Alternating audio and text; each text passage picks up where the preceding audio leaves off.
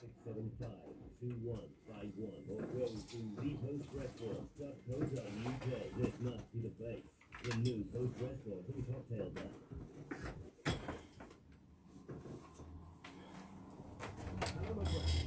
And when you're ready, Ilario, in 5 minutes you can come and sit here. Yeah. Yeah? Yeah. Just gonna thingy the show.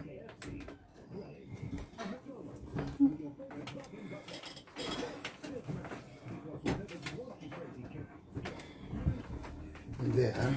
Yeah. Okay. You're gonna sit right here next to me. So, Okay.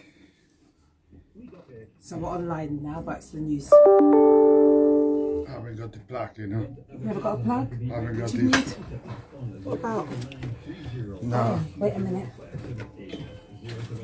What about this? Which one? But No, no, it's not that. Oh. This one here, I don't have it, you see. Oh, This oh, you need a thin one. Like this? No, that is No? for the iPhone. Oh. What about this one? This? Same thing? Same? This is the iPhone. The iPhone. Oh. Yeah. I don't have. It's okay.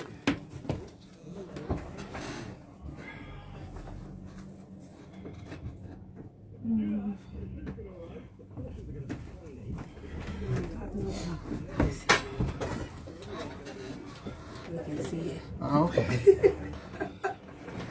You comfortable? There's a thingy here. Yeah. Yeah? You? So we're just going for the news first. You comfortable? Yeah, Yeah? I'm comfortable. Cool. So you're going to begrudge me for my drink. I'm going to let the world know. Oh, I can't believe it, they haven't got nothing. The machine wasn't working. that's they should close. Yeah. Isn't it? They should You know, close. I was there was two people in front of me. Oh, sorry. One person, two people in front of me, and the one person behind. So they ordered and they left.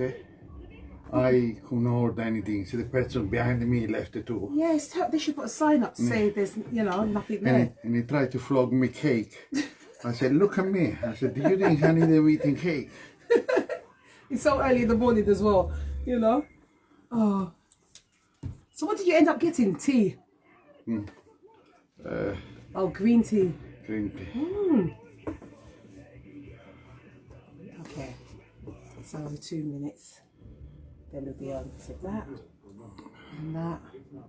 So this is Instagram Live. So Okay. people will tune in on there.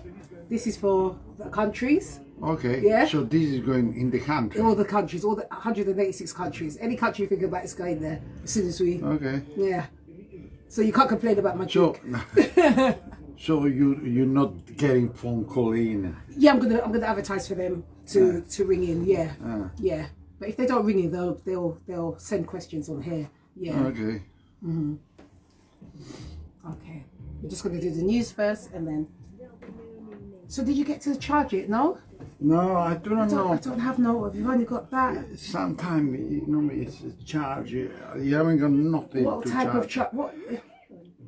You sure that doesn't fit in there? That No, that is an iPhone. iPhone. So is it a? Yeah, it's a something goes in the computer or goes in any kind of That's what we've tools. got. Is that? Yeah. There's chocolate in there if you want. Oh no. No. I try to stop. I know, I you see, knew. you go some kind of cable, small, Something like this. Yeah. See, this is just. Yeah, no, but no, it's okay. Yeah? Don't worry about it. It's fine. So a few seconds. This is DJ LSD, and you're listening to Love the Beat Radio, best station in the world.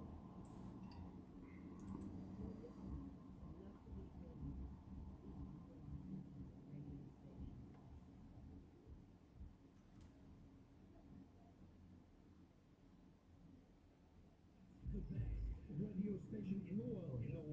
He's right here, right now. The coolest station online. Yeah, that's us. Because we play this.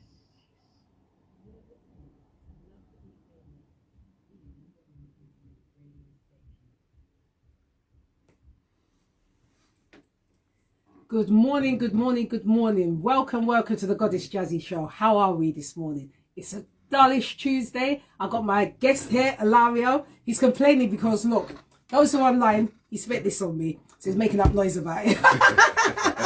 He said I cost him a fortune. You know what I mean? Oh my God, what's he like?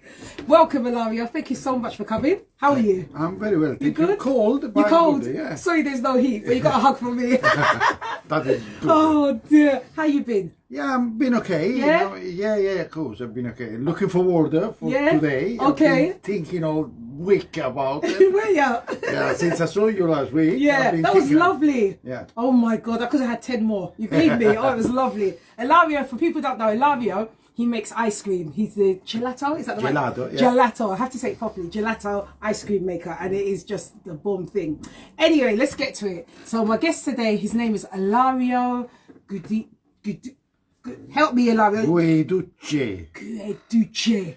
That's right. It's Guiducci. Put the heart on it. I have to say it with heart and chest, you know. And he's from a place called Lucca in Toscana. Tuscany, yeah. Toscana, okay. I'm gonna get to the good part afterwards, but we're gonna go into your life story a little bit, yeah? Okay. Okay. So Ilario was born on the 9th of the 9th. Does that make you a Libra? No, it makes me very Oh, you're a Virgo. Yeah. What are Virgo people like? Tell me. Very good. You know, we are meticulous. You know, we so practically. Well, you know, I do not know how much I believe in sign or things. I think it's more about family, how you grown up. But I think so. I'm very particular to do things, and people say to me, "Oh, that is one of the Virgo." Okay, so everything has to be on point. On point. Yeah, everything has to be meticulous and particular and done it properly and you know, perfect, and even the way I park the cars. When I park the cars, I can't really go in somebody else's space. I have to be on my space. And I get very upset when somebody taking my space. Yeah, I'm like that. Yeah. I'm definitely like that. So Ilario, right, everybody. So this is Ilario's story. He served in the army for 15 years. Is it 55 years? Sorry. Sorry. For 5 years. And he served a long prison sentence in England for 14 years. Yeah. So in total, right, I'm going to tell you the story about what happened, or you can tell us the story. You were in possession of Class A drugs. Yes, I was. So Ilario, what made you? What happened? Tell us what happened. When I got arrested, or why? From the beginning, why did you get arrested? Why did you go into that field of stuff? You know me, I can't. You know me, by rules, I shouldn't have done that path on my life, because I grown up in a very nice little town. I went to school. I had everything I want as a kid. I had, you know me, I went to school, nice little school. There was nothing bad. My family was a working family. My mom, it was a matron in the hospital. She sent me she buy me everything I wanted. So you had everything? Everything, you know what I mean? She even sent me in private school. You know, I went to press school. Okay, now, of course, you hear my accent when I speak in English. And you said, oh my God, you know, but if you speak in Italian, I'm a little bit posh. Not posh, well spoken. So you were well off? Yeah, well spoken. I'm not that bad. Yeah. You know, so practically my life, it hasn't been a drama. You know, it's interesting. My mom, she come from a background. At that time, you have to understand, we talk about, you know, 50, 60 in Italy, you know, just after the war. Yes. So my mom grown up with a kind of posh family, and at the time it was how can I say that? Because little bit, you know, educated family. You know what I mean? I called them fascists at that time. You called them fascists, of course, because there was the only people who used to go to school and get the.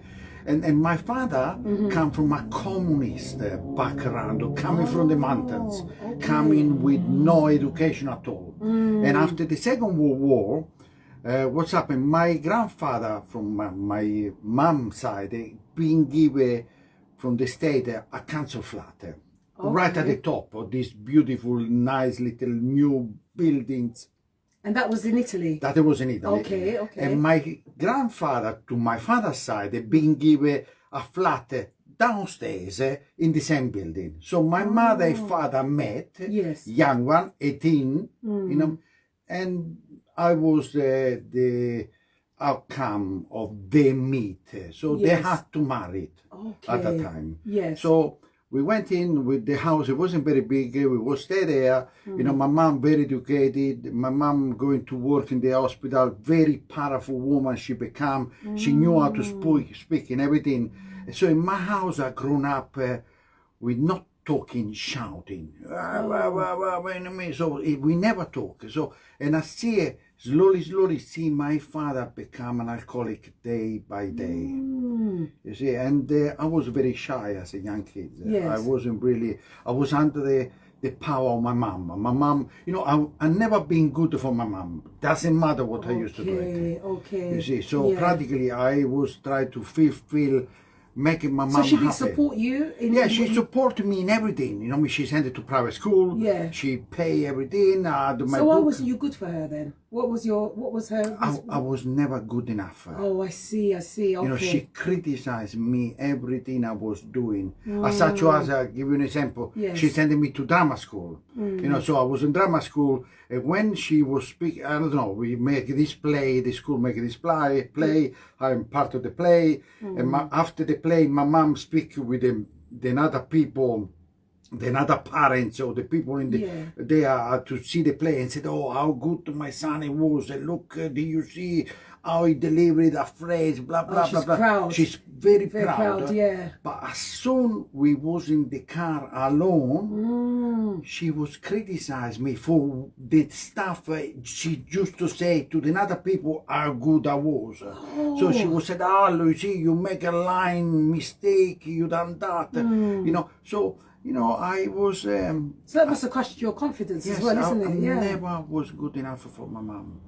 And so I grew up kind of very shy. And what's happened? She sent me to private school, yes. You know, which is fantastic because, you know me. But the private school was a few miles away from where I was living. So I grew up on my own, not friends. Oh, okay. So from my third floor flat, I was looking down, see the other kids going to play together, go to school together, going to homework together, and I was jealous. I didn't have no one to work together. So what about in your school? Was it you had no friends in school? Yeah, at school, yes, but the school it was too far. 30 miles away, you know me, or 20 miles away. So practically I couldn't really at that time, at that age, go in my own to see the kids. You know, so I grown up on my own. When I see the other kids going to play football together, and I was in my flat, I didn't know the kids because we didn't go to school together. I was going away and everything. I felt jealous. I want to be part of that kids. I was so desperate looking for friends. Wow. You know, so when I grew up, I didn't even have the confidence. My mom very good with her tongue, very direct. Being a matrona in the hospital with a lot of power, she was a powerful woman in the little town.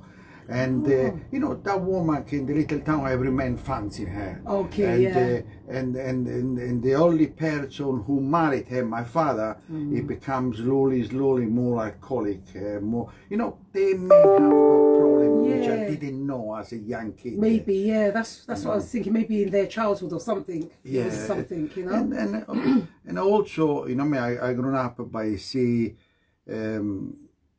And I found very difficult. This is something I've done over the years. On my last few years, I work a lot on myself, and I got this stuff out. But at that time, I didn't see it. So practically, I see my mom going, having an affair with the doctor. You know me, and I was denied that on myself. I didn't see that, but I didn't. You know me. So I was a little bit. You know, what I was thinking, I hate my mom for what she was doing to my father, and I hate my dad because he wasn't good man enough to stand up to my mom. Oh, I see. Okay. My dad, over the years, I see him deteriorate so much. Because of your mom? Oh, because of the shouting on my mom, because of, you know, my father was constantly reminding him about the house where he was living. He was in his house. Remember, this is not your house. You are just a guest here. You know me, blah, blah, blah, blah, blah, blah. And I see my mom and my dad living together, pulling them apart. You understand? No, living in the same, under the same roof, but not together. Not together, yeah. So that affected you as well? It affected me as a young kid. And I grew up by... didn't really want to be there, you know. I mean, I wish I was. Are you the only child, Ilaro? No, I You're got not? a sister, You got a 3 sister? years younger than me. So it's the two of you then? Yeah, the two of us, and I go abroad eventually after after 11 years. You know, so I got abroad younger, 11 years younger than me. But by then I was already a little bit mad. You know, when I become the age. When my brother was 4, 5, 6, I was already 15, 16, I was already out of the rain. Yeah, so, in adolescence, yeah. Oh. So practically, you know, the criticism of my mother, the deterioration of my father. So was that every day your mum was criticising? Yeah, we know, example, on Saturday, we used to go to the supermarket a few miles away to do the shopping. So we used to go, my mom, my sister and me, with the man car, we used to go, and I used to dread the time there in the car because I knew she would pick it up something I'd done it in the week, and she would crucify me for that. You know, so I was, oh my God. And my... Did you ever speak to your sister about it? Yeah, my sister, she was a little bit younger than me, so she didn't really feel it like I did it. And also, what I was trying to do, I was trying to get attention from my mother away from me. I was blaming my sister for something. So my mom, instead to pick on me, pick it up on my sister. Yeah. Understand? So that is what it was all the time. Going to the shop and come back from the shop in the car. You know, it must be the car. You know, it must be the car. It was giving something. Oh, goodness me! Yeah. What a tough childhood in that respect, isn't it? Yeah. Besides having everything, I was in pain inside for that, and I become more shy. And I grew up that way by being shy and so desperate. Want to be somebody else. Yeah. You know, and I didn't know how to change that. I thought that it was me. You know, don't get me wrong. You know, she. Was there any good parts of her? There was a lot of good parts. You know, my father. You know, we used to go in. I don't know, hunting together, or happened in October. We used to go to looking for mushroom up in the mountains, in the woods and all that. It was fantastic, go there, stay there. But as soon we was coming back, he used to stop in every bar on the street where he had the mates. So practically by 1 o'clock coming down, he was completely drunk. And the last few miles I had to go my own home because he was not in fit state to take me there. He was completely gone. And my father, he was the drunk of the village. What I got in my head about my father as a young kid, I got this, one day we was in this bar, and there was an advertise in Italy at that time about something to wash up, a liquid or something. It was a drink. It was not a washing up, it was a drink. And like in the adverts in TV. You know, in TV we used to watch, and it was a and there was happened. There was this little guy. This guy had a little monkey with him, and he used to make the monkey practically was save whatever problem there was, and by dancing, and they used to get the reward. They was getting this drink as a reward. So practically what's happened, I remember as a young kid, be on the pub, on the bar. So how old were you? Can you remember what age you were? Maybe 9, 10, that age there, or 11. And I remember people asking my father to do the silly dance. Like the monkey. Like the monkey. They used to say, come on, give us the monkey dance. So my father was doing the monkey dance to get the drink. They offer these people drink. And that is stuck in my head. And I said to myself, I will never be like you. Yeah. I will never be like I was so shy or shame about yeah, not yeah, shame, I would right? be, yeah, you know, About, yeah. and also now take consideration my father come from a big family, so they had 5 brothers, my father, and another brother, they wasn't like him, he was more tough, more Okay. things, you know what I mean.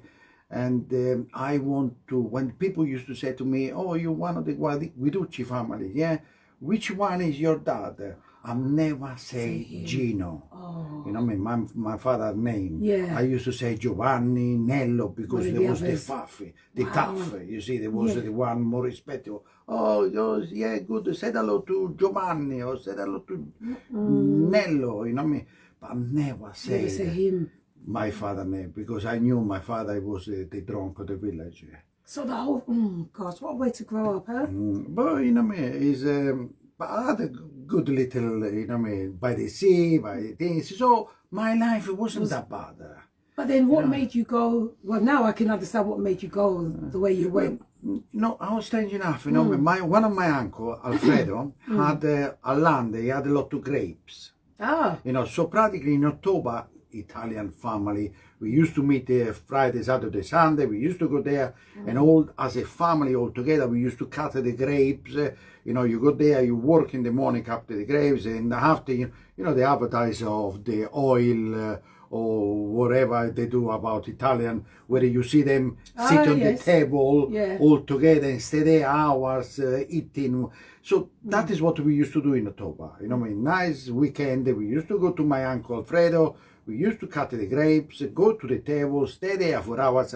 But the grown up, the kids, after eating, they're going to play together. Okay. And one particular year, maybe I would be 10, 11, that take in consideration I was the older of the kids of the family. Okay, I was the oldest one. So practically I had a lot of cousins, all younger than me. So by things I should be the leader of the kids. I never was the leader. I was the follower. You know, I was, because I was so happy to have somebody to play with. I was doing whatever they want me to. And that particular year, we went to play downstairs where the grown up make the wine. You got this massive machine where you put the grapes, they crush the grape, they come from the other side. So they don't step on it anymore? Sorry? They don't step on the grapes anymore? No, they don't. No, we don't anymore. Yeah. Okay. So we got all this machine, and what's happened? You got the wine you make last years and the years before, this big wooden thing. I do not know the name. Like caskets? Caskets are very big, you know. And what's happened? You got this fantastic glass where you test the wine. You go inside, you see the color, and you got this long tube where you put them inside, you put your finger, come out, and they are full of wine, and you look at the transparency, and you test, and you gaggle, and you spit, and you know, and you test the flavor. But what I did, I didn't spit. Oh, so you just swallowed? I drank. Oh, I God. drank. And you know me, and slowly. So what age were you then? That's about 15? No, Younger. about 11 or something like that, 11, 12. You know, everybody, we was all play, put the machine on, what do you think about these years? These rosé is good, this white is good.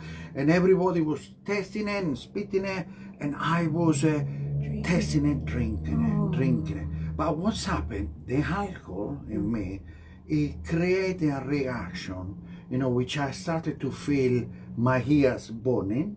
You know, I started to feel my, you know, like I describe that as a Wizard of Oz, the yellow brick road. Okay. The lion going around looking for the courage. Yeah, okay. I that day found my courage. From having that? For having the drink. It making me different, it making me stronger. I become to roar like a lion. I become not to be a follower, I become the leader. That day, it was me to choose the football team. It was only me. 11. 11. It was so. That day I realized there was something to make me feel different of how I felt inside. Okay. Of course, it passed few years before I started to do that, Yes. and I started with drugs. My first, my drugs. It wasn't just. It was very quick. I started from the smoke, Yes. and went straight away to the heavy drugs. It wasn't like that. the Nothing- you didn't tradition. do it, gradually. No, it wasn't. It was very quick. It was 1 week I was having smoke, weed and hash and all that, and straight away, I don't know, months later, I was in heavy drugs. Jeez. And were you scared from that, like that jump? It was peer support again. It's because my mates done it. Okay. And I used to like this guy, and it was a guy which I wanted him to be my friend. Yeah. You understand? So practically one day I said to him, let me try too. And I went to try. Of course, gradually, I didn't become addicted in one day, So, Yes. but slowly I felt these things which give me, so practically at home I was a saint. Yes. Outside. I was the devil, as they say. Yeah. And my life, my unsuccessful life, career of criminal, he started then, And no one knew. So your family. Nobody. So how did you manage to hide that? Especially because you must have been still at home. I was still at home. Isn't it? Yeah. I was still at home. That is why they sent me in the army.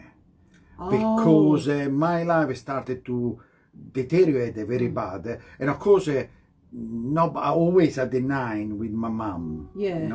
With my family about me taking any drugs. So did she sense something like that? What's happening? It was more than it was the police, because I wasn't very good criminal. I used to get nicked all the time. Oh God. So practically, a few crime I started to do it, and one day we got nicked. The next things I know, from the day I was supposed to be at school, I was in the little. And this was to do the habit. Is it? Well, it wasn't the habit. No? It was me to want to be like my father. Yeah.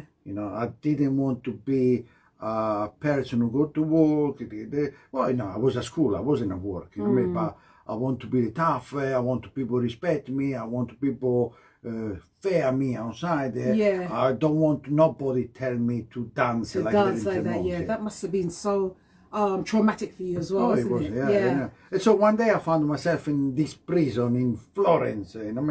Arrested. And what age were you then? 14. 14 in prison. I was, 14. God, Me, I'm a young offender. Very for few days. Yeah. But did that fear you? Were you scared? Was there any fear? It was fair when I went to the prison, because of these things that you go there, who knows what they do and everything, and things like that. And there was more the police tried to threaten me by saying, you're going there, you're in trouble now, blah blah. But as soon as I was there, I realized I was shy, but not afraid. I was things, and I wasn't afraid, and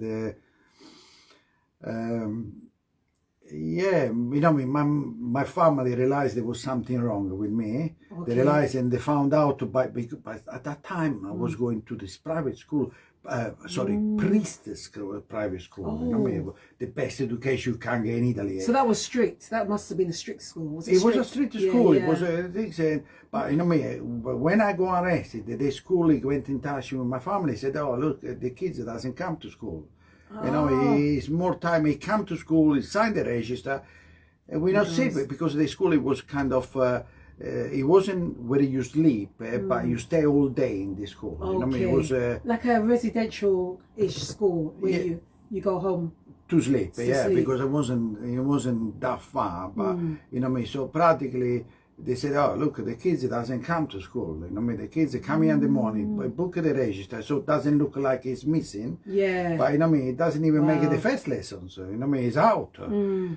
So." Because there, what they used to do the register when you go inside, And you know, he come in, tick, Guiducci, tick. You know, so practically they said he hasn't been to school for some time.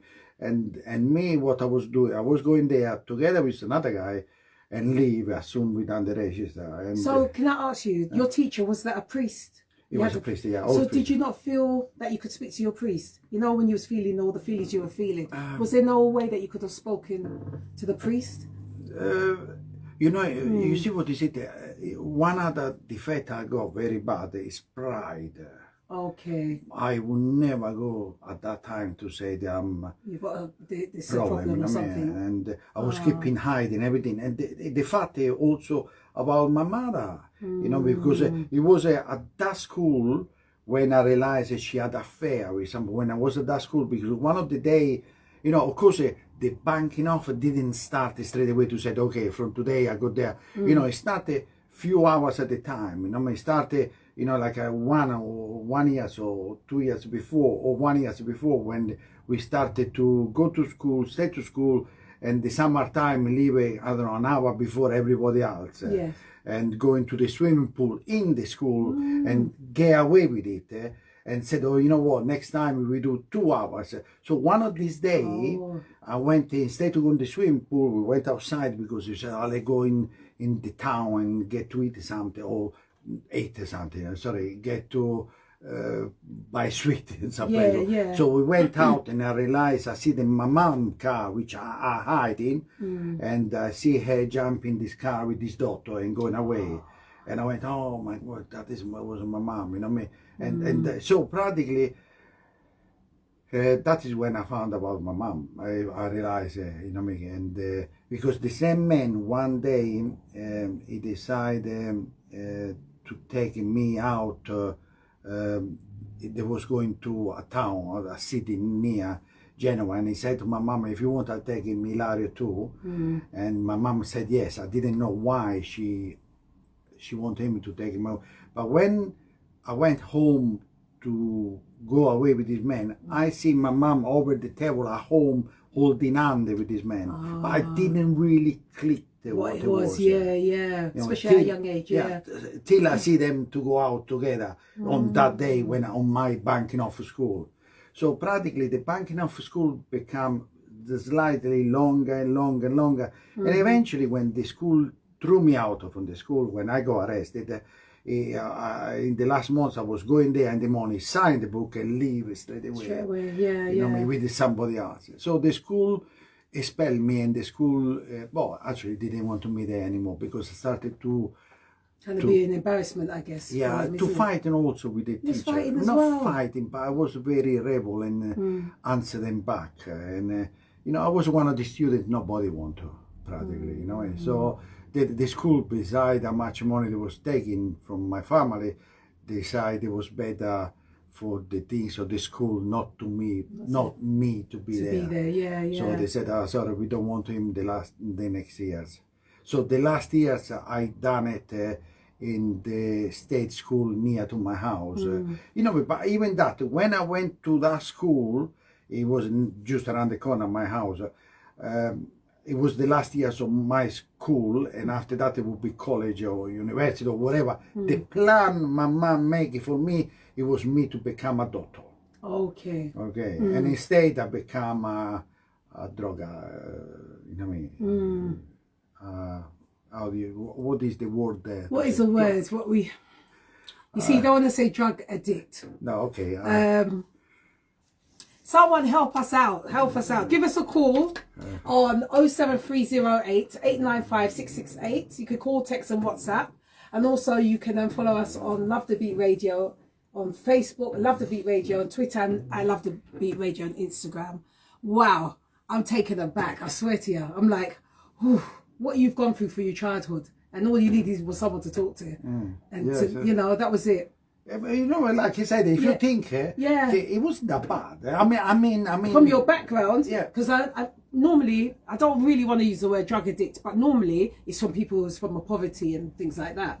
But yours was a great background. You know what I mean? You went private school, you had a good life. You should see my town. You know, if you see my town, you say, "Oh my God, how can you come in London?" Because London had drugs. You know, Oh, wow. So you see that, people, we can't judge and think that, you know. Oh, dear, Ilario. Let's go for a break. Okay. Yeah? So I'm going to play a song, everyone. I'm just going to go for a little break and let Ilario have a little breather and drink his green tea and moan about my drink that he bought me. The mango. Yeah. I can't believe it. I know, I said that. 450. 450, you see. He's already complaining. God help him. Okay, I'm going to play Sharon Brown, Specialise in Love, just for a few moments. I hope you enjoy. Just in a few moments. But I love you. Thank you so much for sharing that, you know. Okay, let's just play this tune.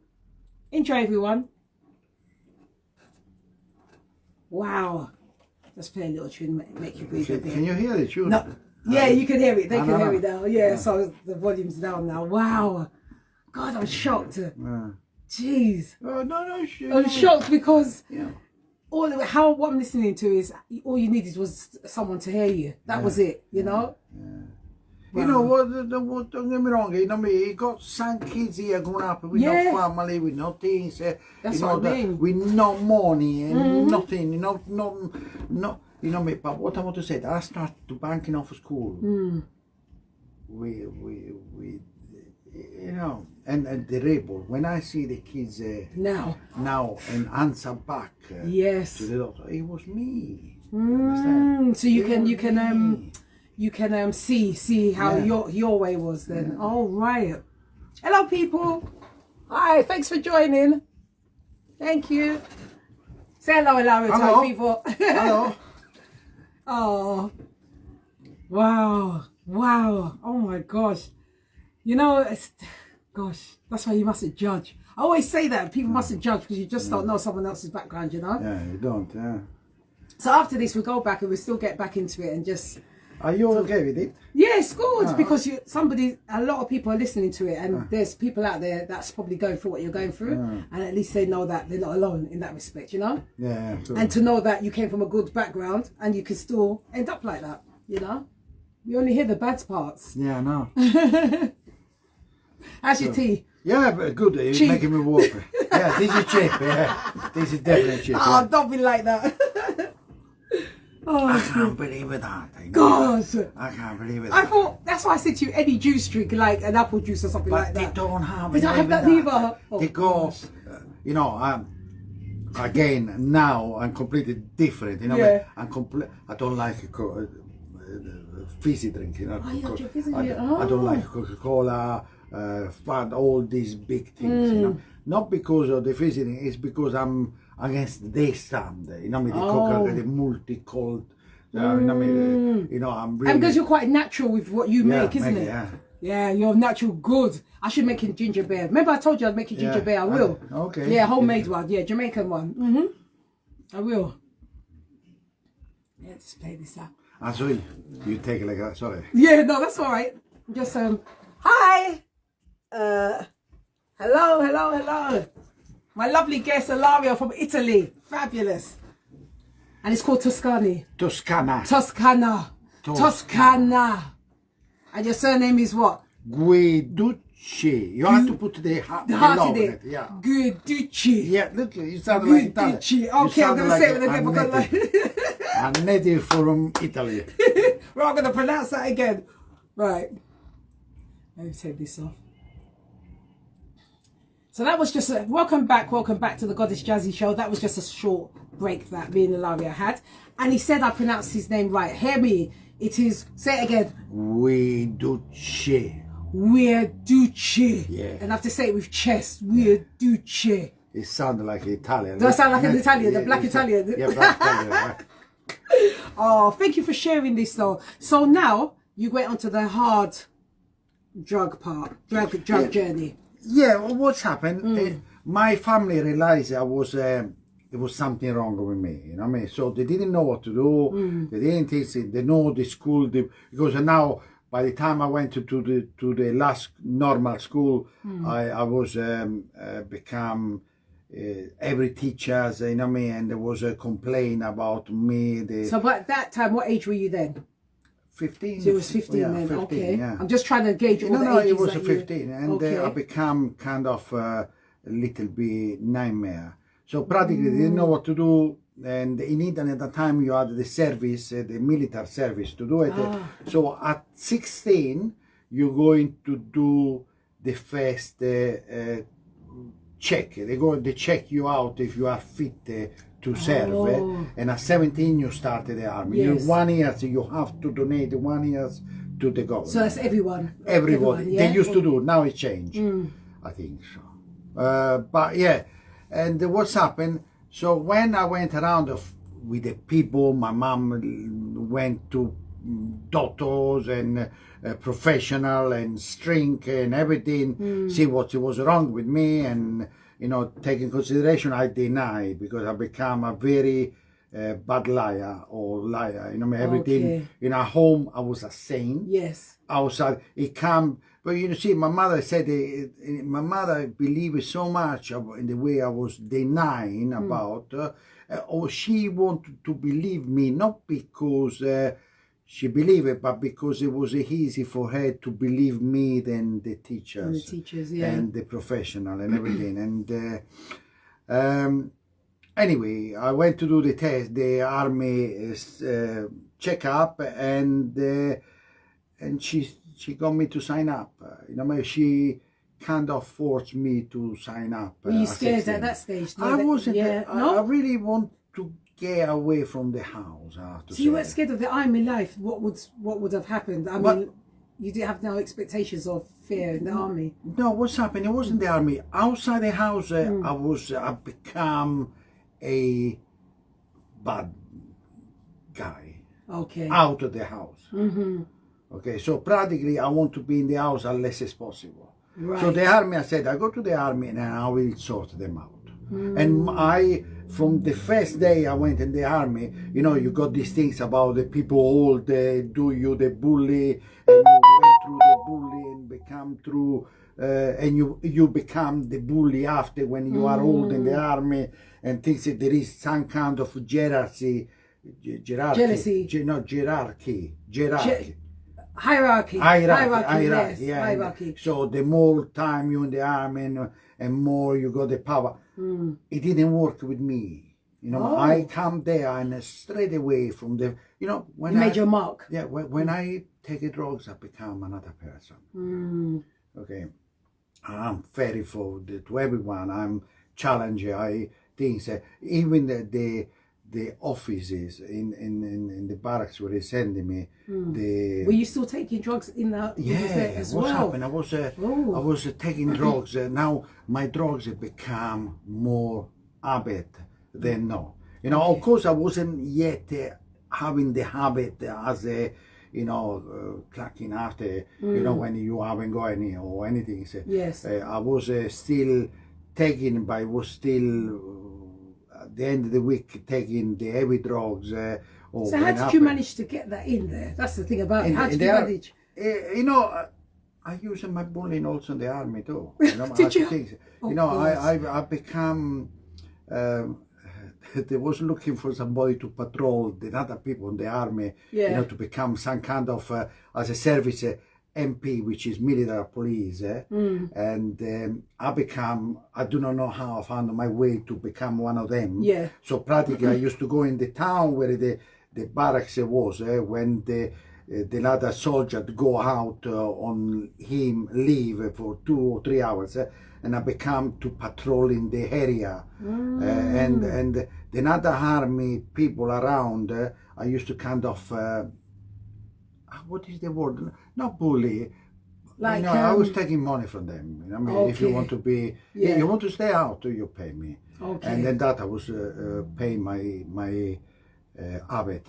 And what's happened? I want to be near home, so I sign up for 3 years instead to do 1 year. So I sign up in this paratroop in Pisa, near, not near, but 20 minutes from my house in Pisa, which was the barracks more near to my place where I could serve. But and eventually I become a paratrooper. So I become a paratrooper, and as soon I sign, they offer me a place when I would be 18 to come to guard the Italian embassy in London. In London, In London. okay. So my God, London, what I knew about London, beside the Beatles and Big Ben, Yeah. I knew also about drugs, about London, everywhere. So was drugs more heavier back in those years? Because that's like the 60s, is it? That Well, it was about the 70s. 70s, okay. You know what I mean? I become now 61 and born, so 71, 79. Okay. So, and what's happened, I come in London, it was 79. 79. Beside my accent, Yeah. I know I sound like I You come sound you yesterday. just came yesterday. And so I come in the army in 79, I come in London, my God, a big city and everything. And, So how did you know about the drugs here? well, a friend of mine, which I serve a very small little prison sentence in Italy, like a month, we was in the same cell. He was coming from London. Well, he was an Italian living in London. He was telling me all this love story about the Beatles, the drugs and the rock and roll. Oh, okay. You know what I mean? So he was telling me how much different it was in England, in London especially, and all that. So he got my appetite about London, my intrigue, and my want to know a little bit more. So Okay. when I got the chance to come to London, I grabbed, come to London. So I wasn't. My service, it wasn't really bad. You know, of course, they put you on the embassy, not the consulate, in the embassy. You know, you go a shotgun with a bullet, by the door because. So you guarded. Yeah, we the guarded the embassy and the ambassador. Yeah. And I flirted with his wife and all that. That is what I did. You're brave. And most of the time I spent outside in Soho. So what part of London did you come to? Do you remember? Yeah, of course, it was West London. Oh, it would be, wouldn't it? It was Gosh. West London. Yeah, you would get to West London. Didn't come to South, did you? It was West London, and it was in the embassy. Oh, right, I yes. was stationed inside the embassy. Oh. So it So he was was living nice again. I was living God. there. And the embassy is stranger because it's right opposite. It was the American embassy, the Italian American. They used to go kind of. Okay. So practically from there, I got all the benefit. I got in the embassy. I get somebody cook, somebody does it. That's what I it's sleep like. there. It was good. Yeah. And I spent most of the time outside, and I spent a lot of time in. At that time, it was all Compton Street, Shepherd Bush. When I do my service and I go out, and I found a few wrong Italian. Actually, it was a story. It was I found. One day I went to see this friend of mine living in Kentish Town.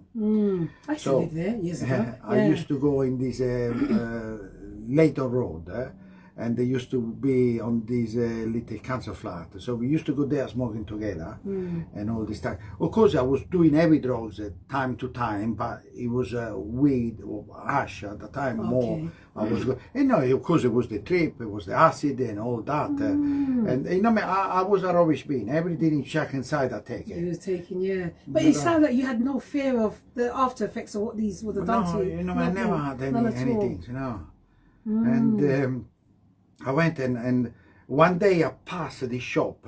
It's a charity shop, which inside there was two girls working inside.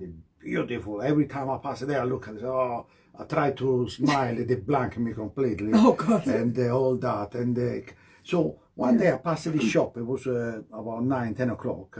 And I see this bunch of keys outside the shop.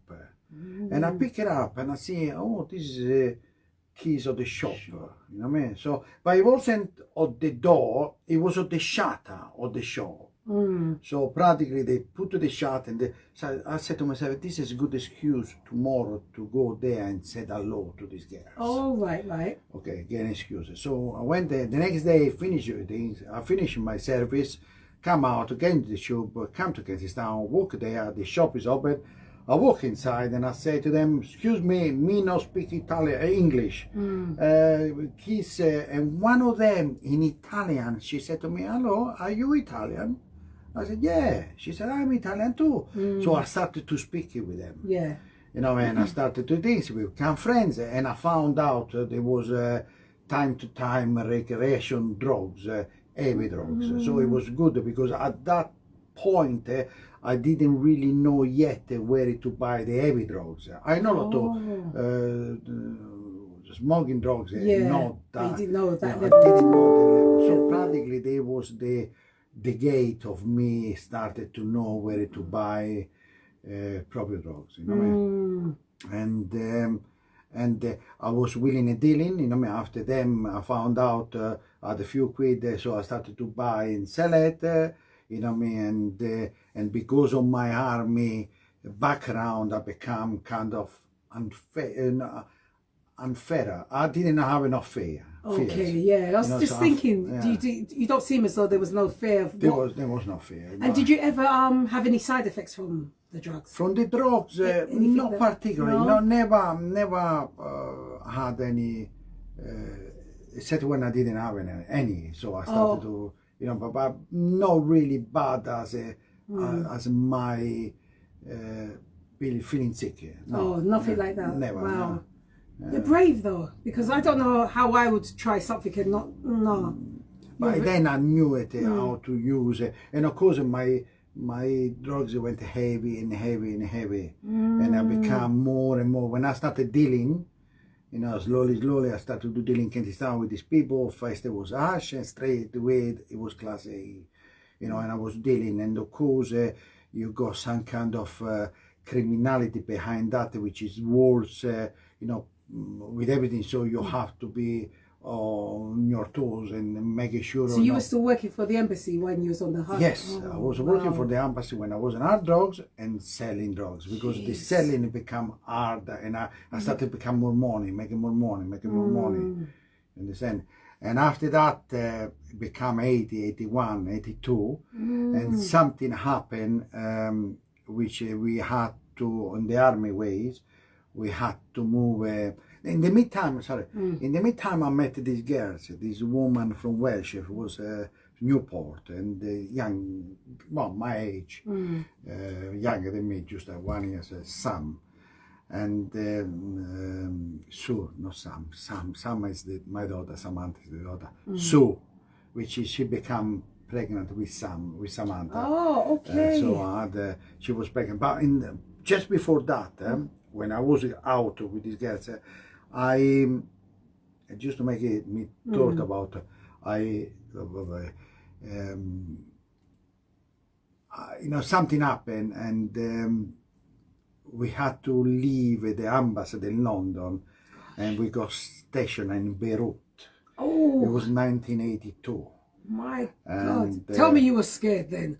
You must have been. I was looking forward. You know, I was looking forward to little the action. You know, be able to shoot somebody. You know, beside that, you know, I was you know, I was happy they were sending me in a place where I could have my gun with a bullet inside. Oh, right.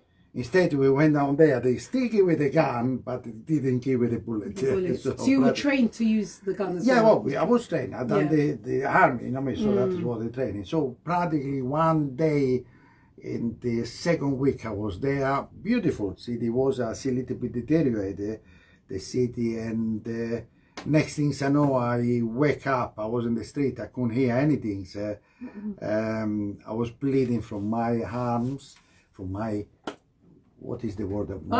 Palm. Yeah, I was bleeding from there, from my things. I didn't know. I could not hear anything. So, and I was bleeding from my ears. Oh gosh! From this was in Beirut. In Beirut, yeah. Geez. And I said, "What's happening?" You know, I was thinking, and practically a lorry. He drove it through the barracks of American barracks when we was patrolling. Not my fault. I wasn't patrolling them. I just was passing there, and there was this explosion, and I was taken by on my left there, on this side. So practically I was. So you were shot at? It wasn't shot. It was the explosion. Okay. The blow, the explosion, and all the shrapnel from the explosion. Yeah. The explosion was like 100 meters away from me. It wasn't next to me, but it was a lorry truck, a rubbish lorry truck full of explosive, And sadly that day 200 people pass away. So next things I know, I'm bleeding everywhere. I didn't know what's happening. My vehicle, my Jeep and my colleague in the vehicle, we all bleeding, and we are on the side of the road. Managed walking wounded, it wasn't bad to get medical service there, yes. but it was when enough bleeding. We had to, so practically we got taken to the hospital there, and practically my station was London. So practically what I did 10 hours later, I wake up, I was in London. Okay. I was in the hospital, just outside London, in an hospital in London, and one of the shrapnel went through the two bones of my leg, my calf, went through on the back of the calf, on the front of the legs here, and it went through between the two bones without breaking the two bones, came from outside, taking all the veins I had there, taking the veins and the valves away. I had a few here on my back, on my things, a few shrapnel take away. Is that the first time you ever been, I don't use the word attacked, but like that, have you, is that the first time that's happened to you? Yeah, it was the first, and then, the day before I was having a car, I was having a drink in the high road, in the street there in Beirut, it was Paris of the East, it was a beautiful town, and that particular, a few hours later I was in the hospital. Did that give you a wake-up call? Did you get a wake-up call from having that happen to you? I felt good with the drugs. You felt good? With the drugs. Lord have because mercy. they give me drugs and everything. I didn't have to pay, and I could ask them, can I have a little bit more, morphine?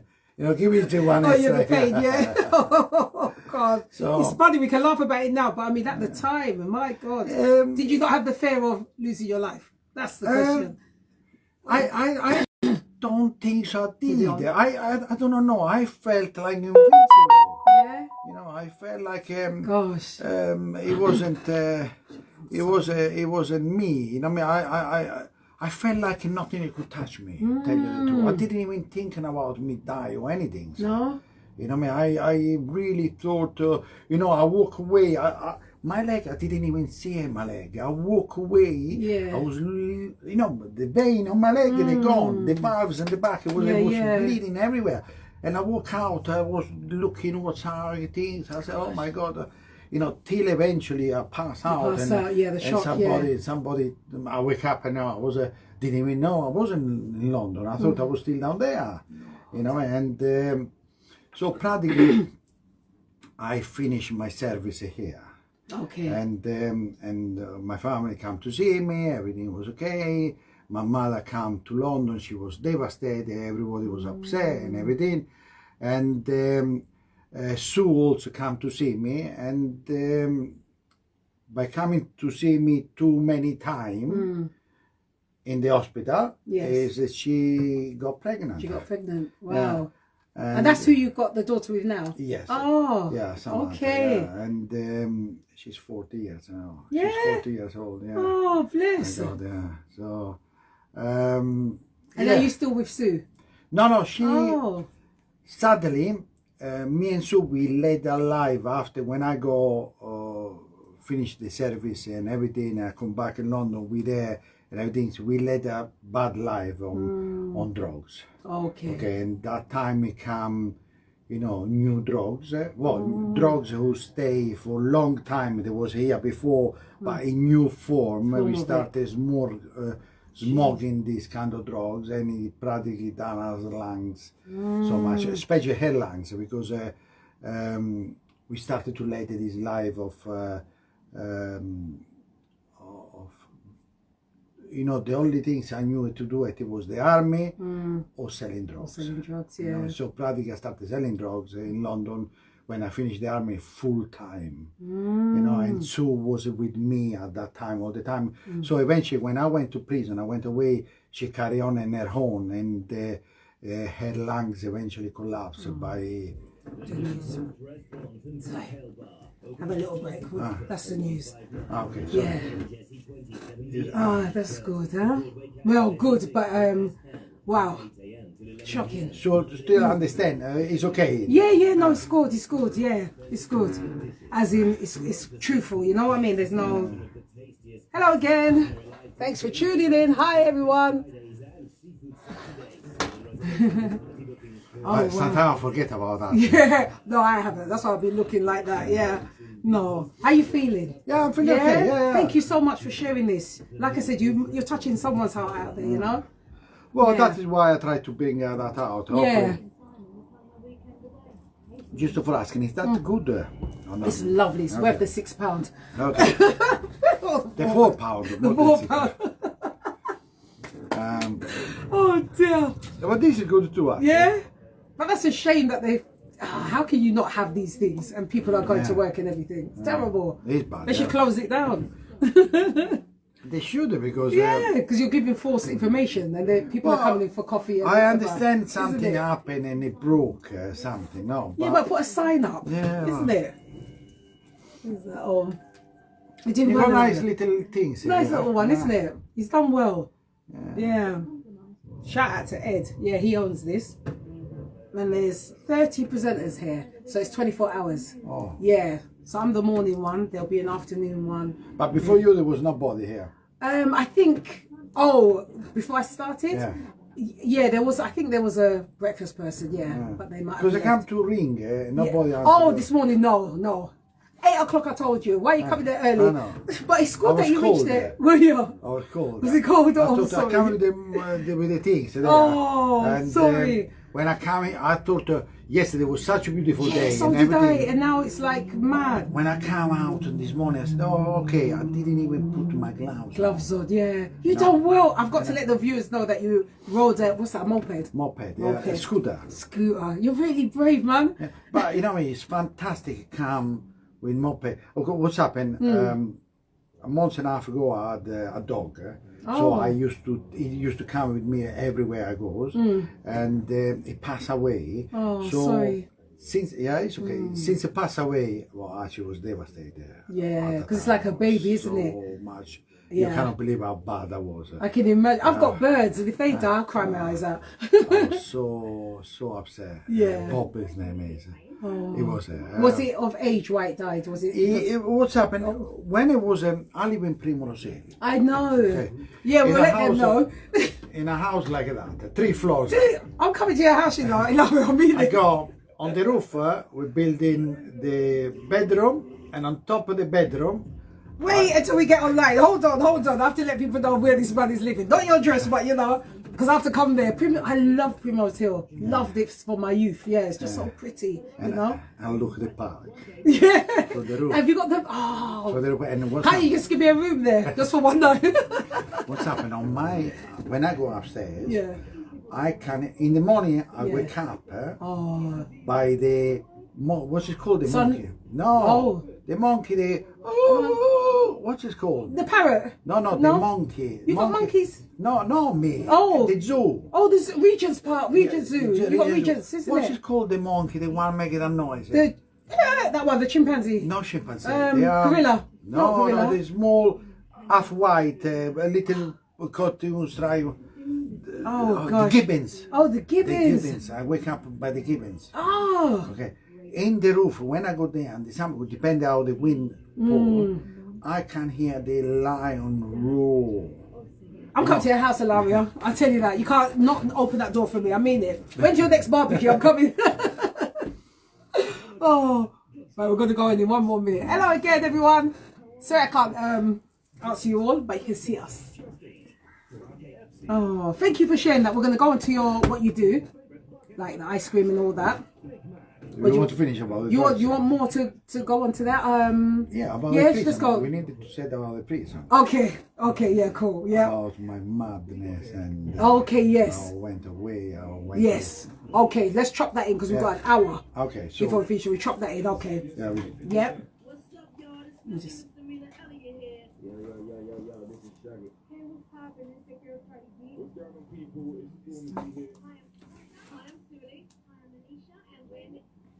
Okay. Welcome back to the Goddess Jazzy Show. Ah, we've been enjoying. Before we get into it, listen here. Mr. Ilario lives in Primrose Hill in a 3-story house, and I've asked for a room. I don't care, I've asked for a room. And what is your answer, Ilario? Nothing. No. You see?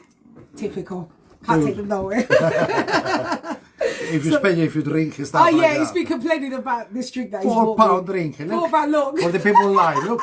£4. £4 and 20. He came in and he said to me, "You cost me an arm and a leg." Duh, boy, oh boy, what's he like?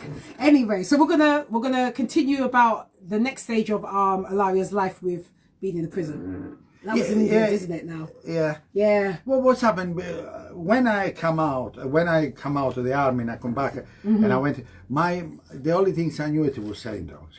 So my drug selling, it went big. You know what I mean? I become to get money. I become using more. I become somebody who can afford everything they want to. You know, I become one person who you know, had everything I want to. Well, not everything. That sounds bad. You know, You lived comfortably. Yeah, you know, I never see so much money like I did. I was making more than what can I spend. Yeah. You know, so practically I really thought I made it. I watched too many Scarface films, and I was thinking it was one of those. Okay. You know, I started to become cocaine more and more and more. And I become paranoid so much. I become on edge, and I have to take every drug to come down from the coke. And I become spending thousands of pounds, me and Sue, together. Taking consideration we had Sammy grown up. It was a few years now. So she never knew about your.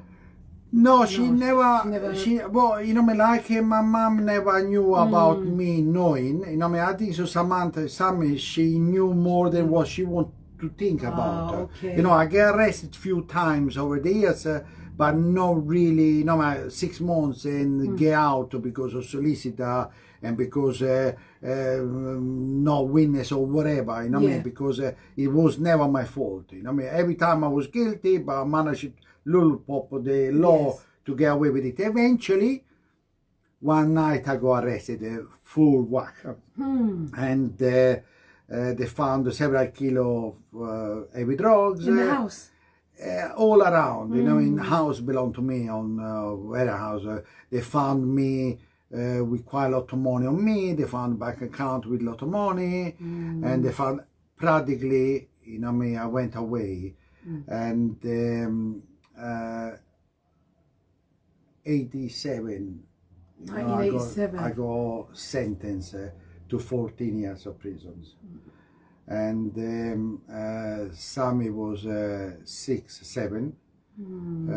So practically I went away, I went to prisons. Yeah, and you served that whole stretch. I served more than whole stretch because of my drug takings and drinking and the way I behave inside the prison. So they put it all together.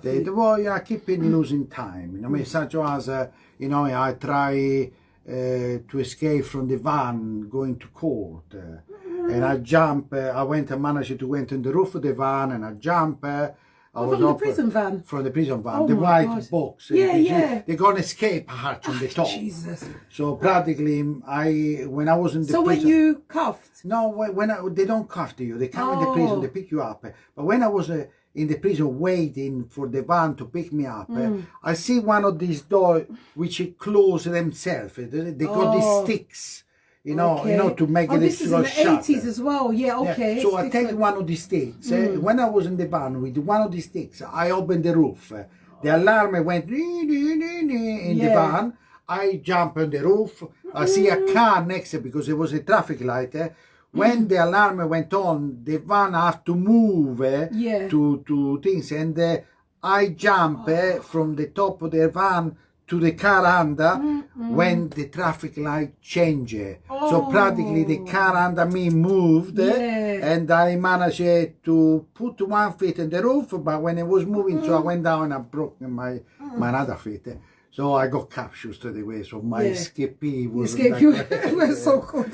And you sound like the Dukes of Hazzard. Oh God. And In prison also, what's happened on the first years I was in Pentonville, I had a lot of visitors. Pentonville. Yeah, I was a lot of visitors, and so practically I was the barons of the drugs. I was Big Charlie Potato, Scarface, so I had everything. I had, you know, I was walking in the landing like I owned the prison. So me and my mates, you know, going around like a Big Charlie Potato, you know what I mean? And so practically I had everything I want to. I had the whole campaign, all the drugs, everything I want to, you know what I mean? I got everything everybody else also want to, so they respect me, the things. And eventually I got sentenced, they moved me away from London. So where did you go to? From I went to Brixton to get sentenced, and from Brixton I went. I give you the things. Yeah. I went from Brixton. I went to Sweldside. I went to Meston. From Meston I went to Longlartin. From Longlartin I went to Fulstaden. From Fulstaden I went to Whitemore. From Whitemore I went back to Longlartin. To Longlartin I went back to Whitemore. Whitemore Blandeston. Blandeston Coldeney. Coldeney Wormwood Scrubs.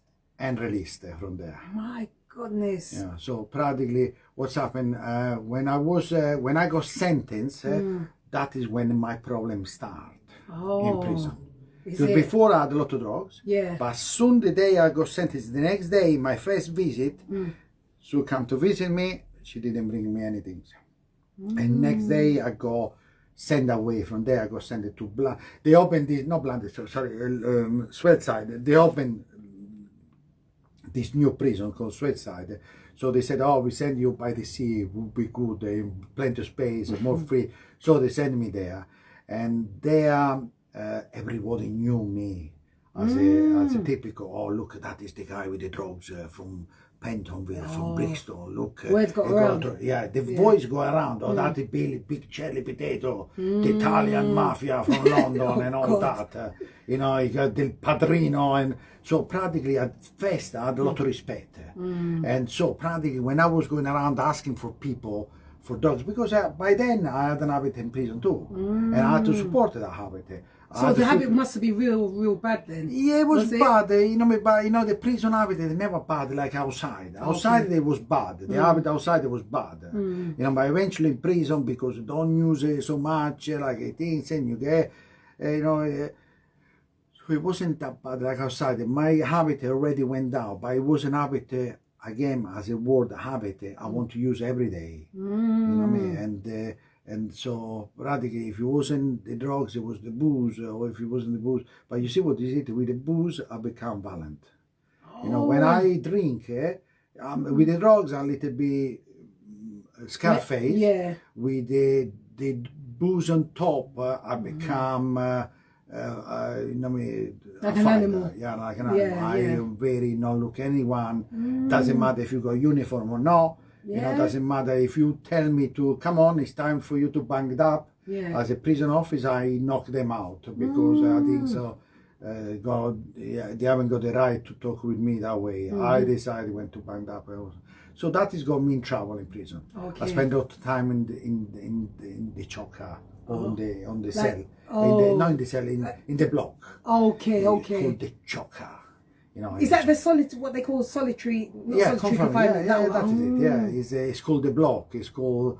Is it rough in there? Well, you know, it depends on what you get. If you get CC, practically you haven't got no mattress at the time. Boy. Yeah, they take away. They don't want you to, no books, nothing. The only books you got is the bubble, and that is it. And no smoke, no anything. So it's good if you want to stop smoking. Yeah. But I didn't. So every time I got there, I stayed 3 days, no smoking. Come out of smoke.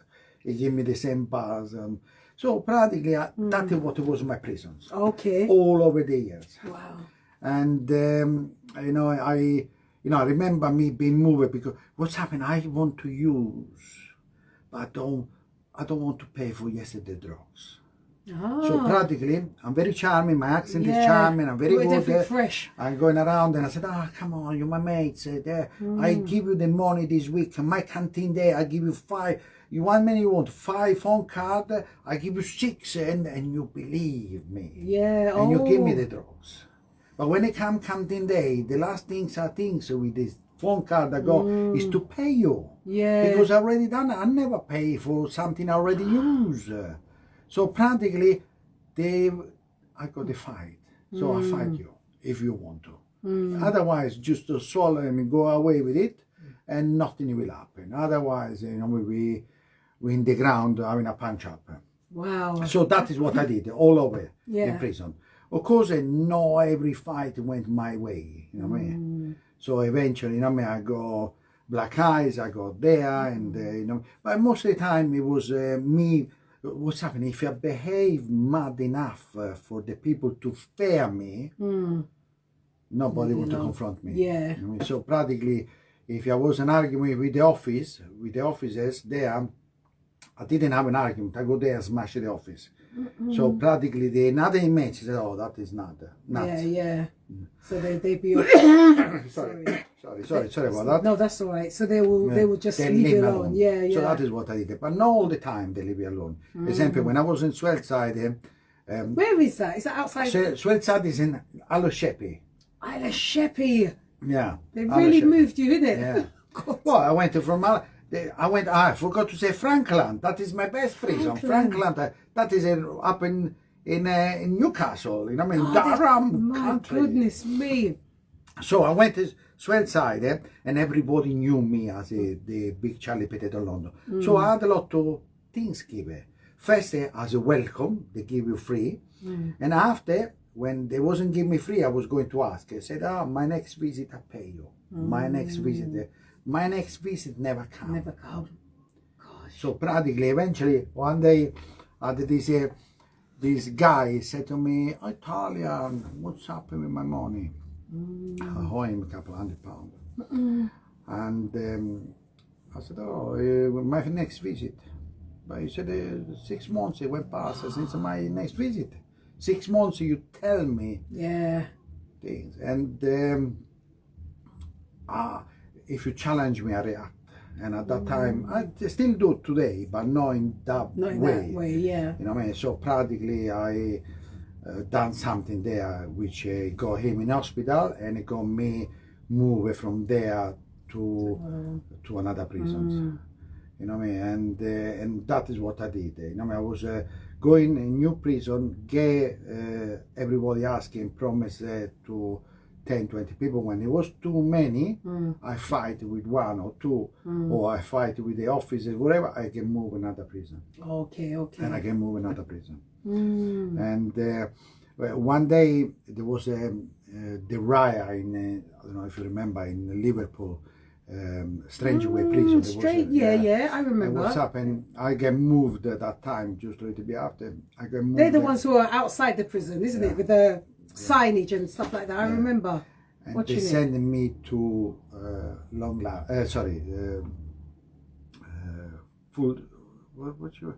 where it was Full Southern. I went to Full Southern, and Full Southern. I went to this prison. Sorry, I needed to cough. Yeah, no problem. Something went through my throat. And I went in this prison, and it was the ride. No, the day I went in, third landing, and they said to me, "Don't put this stuff." One inmate said to me, "Be careful your stuff. Don't put that away because it kick off now." Oh. I said, "What?" And the moment I said, "Whoa," boom! All the commotion and everything, people going around.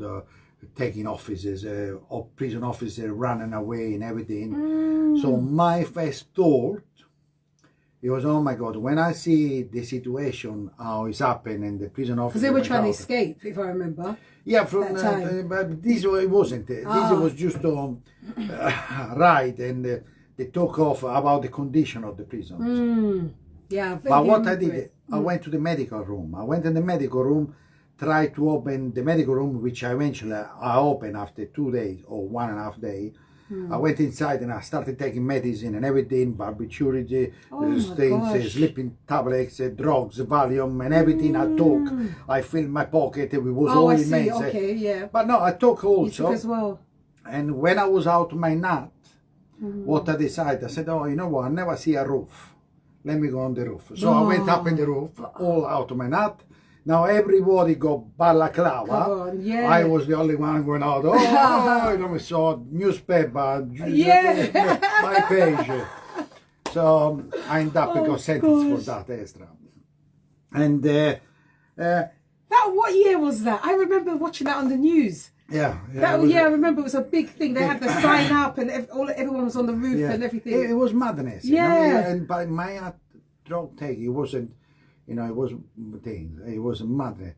And from there, I got moved to Whitemore. Whitemore, there was another escapee they tried to escape. Not me. The IRA tried to escape from the prison. They shot a prison officer. So they decided to move me from a dispersal. You know, there is a difference between prison and dispersal prison. Okay, explain. Dispersal prison is that prison where they put people like me who got long prison sentence and they want you to go away for a few years to check you out how you are, to suss you out. But what's happened? Thanks to my behavior, I went to Full Sutton, I went to Long Lartin, I went to Franklin, I went to Widemore, all this prison, which is a Cat A. I wasn't a Cat A, I was just an unwanted inmate. What does these categories mean? I don't know what that means. What's happened? You got Cat A, yes. You got double Cat 8, which are the IRA prisoner or terrorist or very bad inmates, very powerful inmate. And you got Cat 8 prisoners, which are danger, but not like a terrorist or something like that. Okay. And you got people like myself, which are in prison category A prisons, but they're not that dangerous. They just to send you there for dispersal. They want you to spend 2, 3, 4, 5 years in this kind of environment where they suss you out, they check you out, they make it a report, because you don't know, they write a report behind you. So I spent most of my prison sentence in Cat A as a dispersal inmate. Okay. And eventually, because of this higher escape from Winemore and all that, they said, you know what, I was coming up in 6 years of my sentence. They said, you know what, near to the parole time, you know, let's send him to a B Cat prison. And which is what is a B Cat? You know, they go in A, B, is the C. highest, is it? The A is the highest, and you got the B, which is the second, and you got the C, and you got the D. Okay. The D, practically, they haven't got no wall. The prison. It's a prison, you know, where you go into call it open prison. Okay. Exactly. No, where you got more freedom. So they decide to send me a B Cat training prison. It's still B Cat, but it's not like, you know, they suss you out if you are eligible to go to C Cat, where you got more, little bit freedom more. Okay, I see. Where they prepare so they're you. What's the word? Like I said, like checking you out at each stage to see where they prepare you to go freedom in case you get the parole. Okay. You know, they prepare you to get parole. They make a report to see if you are able to parole, if you are no inmates in danger or to reoffended and all that. So they send you a big cat prison. Which I wasn't very good at, because I done everything the same. You know, I went around to use drugs and going around doing things, borrow from people to pay drugs and rip off and kind of the same. Didn't really change. One day, what's happened? I got work in prison. You have to work. So I was lazy. I mean, I couldn't really. So the only work they give me something to go around the prison with a prison officer, and it goes around fixing. I don't know. You go. We was doing plumbing. Okay. Okay. So some kind of, you got some training, and they want you to do something. So going around, see how we fix tap and fix it, sewage or whatever, all that. But give me a little bit freedom more in the prison. So I was going in the prison, and one particular day, what's happened? A secret. I have to kill you after that, because I tell you. Did you not hear that? He'll have to kill me once he's told me this. Oh my God. So what's happened? My mother, over the years, I used to ask my mother to send me English money. When I had a lot of money, I was sending my mom money to keep it there. Okay. English money. Yeah. So over the years, this money, the only person who looked after me was my mom. Because I mean, nobody outside there. Okay, my Sue disappeared, everybody, all the friends disappeared. So the only person looking after me was my mom. So she used to send me magazine, Italian magazine, with £50 inside here, and stick the page. The page together like together. that. Okay. Okay, so she used to send me this magazine. I used to get this magazine. I used to get 200, 250 pounds every month. And that used to pay for the drugs I was taking, and I used to carry on for a little bit. And on top of that, she used to send me trainer, teacher, t-shirts, and what, which I used to sell for drugs. So I never had a canteen. My cellar was bare. I didn't have nothing.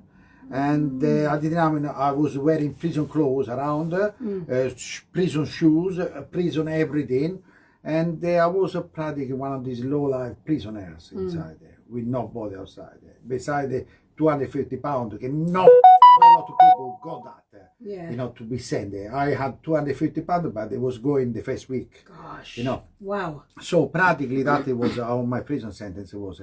And what's happened, when I was in Blandis, I was going around, I was wheeling and dealing and everything. One day, this principal office, which is you got several principal offices. This one, it was the security. You got two people on top of your shoulder. Okay, like two stripes? Yeah, two stripes, yeah. And he decided to stop the magazine on me. He said, this prison, we don't do that. So I hate him for that. Yeah. Every time I see him, I had some kind of confrontation. Every time I see him, I behind his back, I call him name and everything. And he's the worst person I ever want in the prison. I really, really hate him. And I fantasize about how waiting outside and shoot him or something like that. And I even said to him, be careful when you go in the car. I didn't have no one, but you know, the threat was there. So practically one day I'm there with this prison officer walking, and I see him, Mr. Connor was. He walked down on the side of the fence, and I see him, and he look me, and I look him with this respect, with challenge. I look him with the attempt, you know, like this is, you know, I look him bad. But when I look and I give to him the eyes, I see him stopping, put his arm like that, go like that, and it fell in the floor. I said, oh my God. So both, we went there with this young man, he was an officer, young man, we went there, we look, and I look at him, the prison officer said, oh, it's better you're going to call somebody because I think he'll die. And he panicked a little bit, and he ran away. Yeah. So he left me with Mr. Connor on her own. So I looked at Mr. Connor, I went, Mr. Connor, he make a few things, a few moves, but he stopped, you know what I mean? So I didn't know what to do. And I thought, has he got his purse in his pocket? He die anyway. Gosh. So I check. I pull him like that on the side, and I check him in the back. No, and I said, you know, what should I do? Should I take the keys? What I do with the keys? I go in the car park, running in the car park. What I do with the keys? He's got any money? So I check his pocket to see if he got any money. I said, has he got any chain? I can't take it. I look, there is no officer. So I open his shirt and I look, he hasn't got no chain. I said, and I see his ring. I said, I want his ring. You know what I mean? So I pull him like that for his ring on the side like that. And I heard the footstep on the back. And I said, oh, this is the prison officer coming, running towards me. I said, I don't want the things I attack him. Yeah. No. So what I did, the first things I did, they said, I turned around, I said, stop them. I said, first aid. And they stopped, they looked at me, and now I look at them, I don't know what to do. So I push him back, and I started push him his heart, you know what I mean? And I went out, pushing his mouth, till somebody come, the infirmary come, and he take over me. And when they taking me back to the wing, they went, thank you very much, thank you, well done, Guiducci. They didn't know I was trying to get his money and his finger to get his wedding things. You know, what's happened? 6 months later, I got my name called. Guiducci, come down the office. So I went down, said, oh, somebody want to see you in the back. So I went in the back of the office, I opened the office, I went in, he said, him. I went, oh, sorry, Yeah, sorry. Sorry. I see him, I said, oh my God. I said, oh, hello, Mr. Connor, how are you? And he looked at me, he's like that. He had an heart attack. He had a stroke. Stroke, yeah. He said, oh, I come here to thank you. I said, well, he said, I come here to thank you to save my life. People said to him, I saved his life. I didn't. I want to rob you. I know, yeah. And he said, so I want to do, can I do anything for you? Which I said, yeah, give me 10 phone card. I want to phone my mom. He said, I'm not paying for your drugs. I said, I'll tell you what I do. I said to him, what drugs? I don't have a problem with drugs. Yeah. He said, I don't pay you for your problem. I said, don't have a problem. He said, you the only one not knowing that. Everybody else knows you got problem. You know, deep inside, he said to me, you're not bad man. Yeah. Just the drugs make you change. I said, oh. I want to send you to CCAT. I said, what? He said, I want to send you to this place called Calderley. They open a new rehabilitation center. You're more freer, isn't it? Yes, it's CCAT. It's a little bit more free. Still a prison, closed with the gate. And you haven't got the wall, you got fences. Okay. So you can't actually see outside. Right. You know, he said, I'll send you there in this prison and you got more freedom there and whatever. And I want to do that.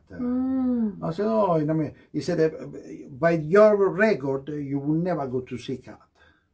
Because you got bad record. Yeah. But what's happened? I will speak with the principal office there, PO, they call him PO, there, and I swap with one of the bad them with you. So he did that. So I go down there, I go to this corner, and I was expecting me to start this course.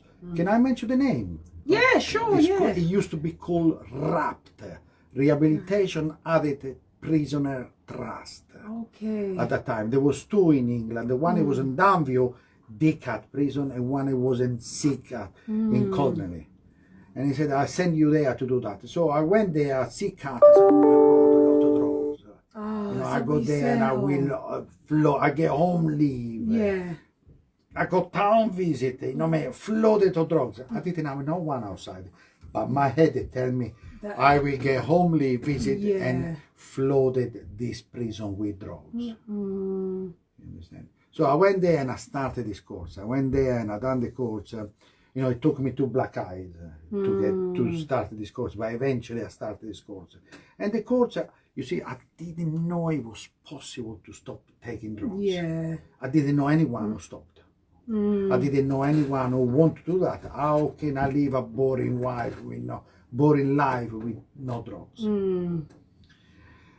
I went to this, and then, you know, there was these people come from outside to do meetings inside, AA meeting, NA meetings, and this one there was. So I went to this group, sit down in this rehabilitation. I went to do this course, to teach you a program, 12 steps.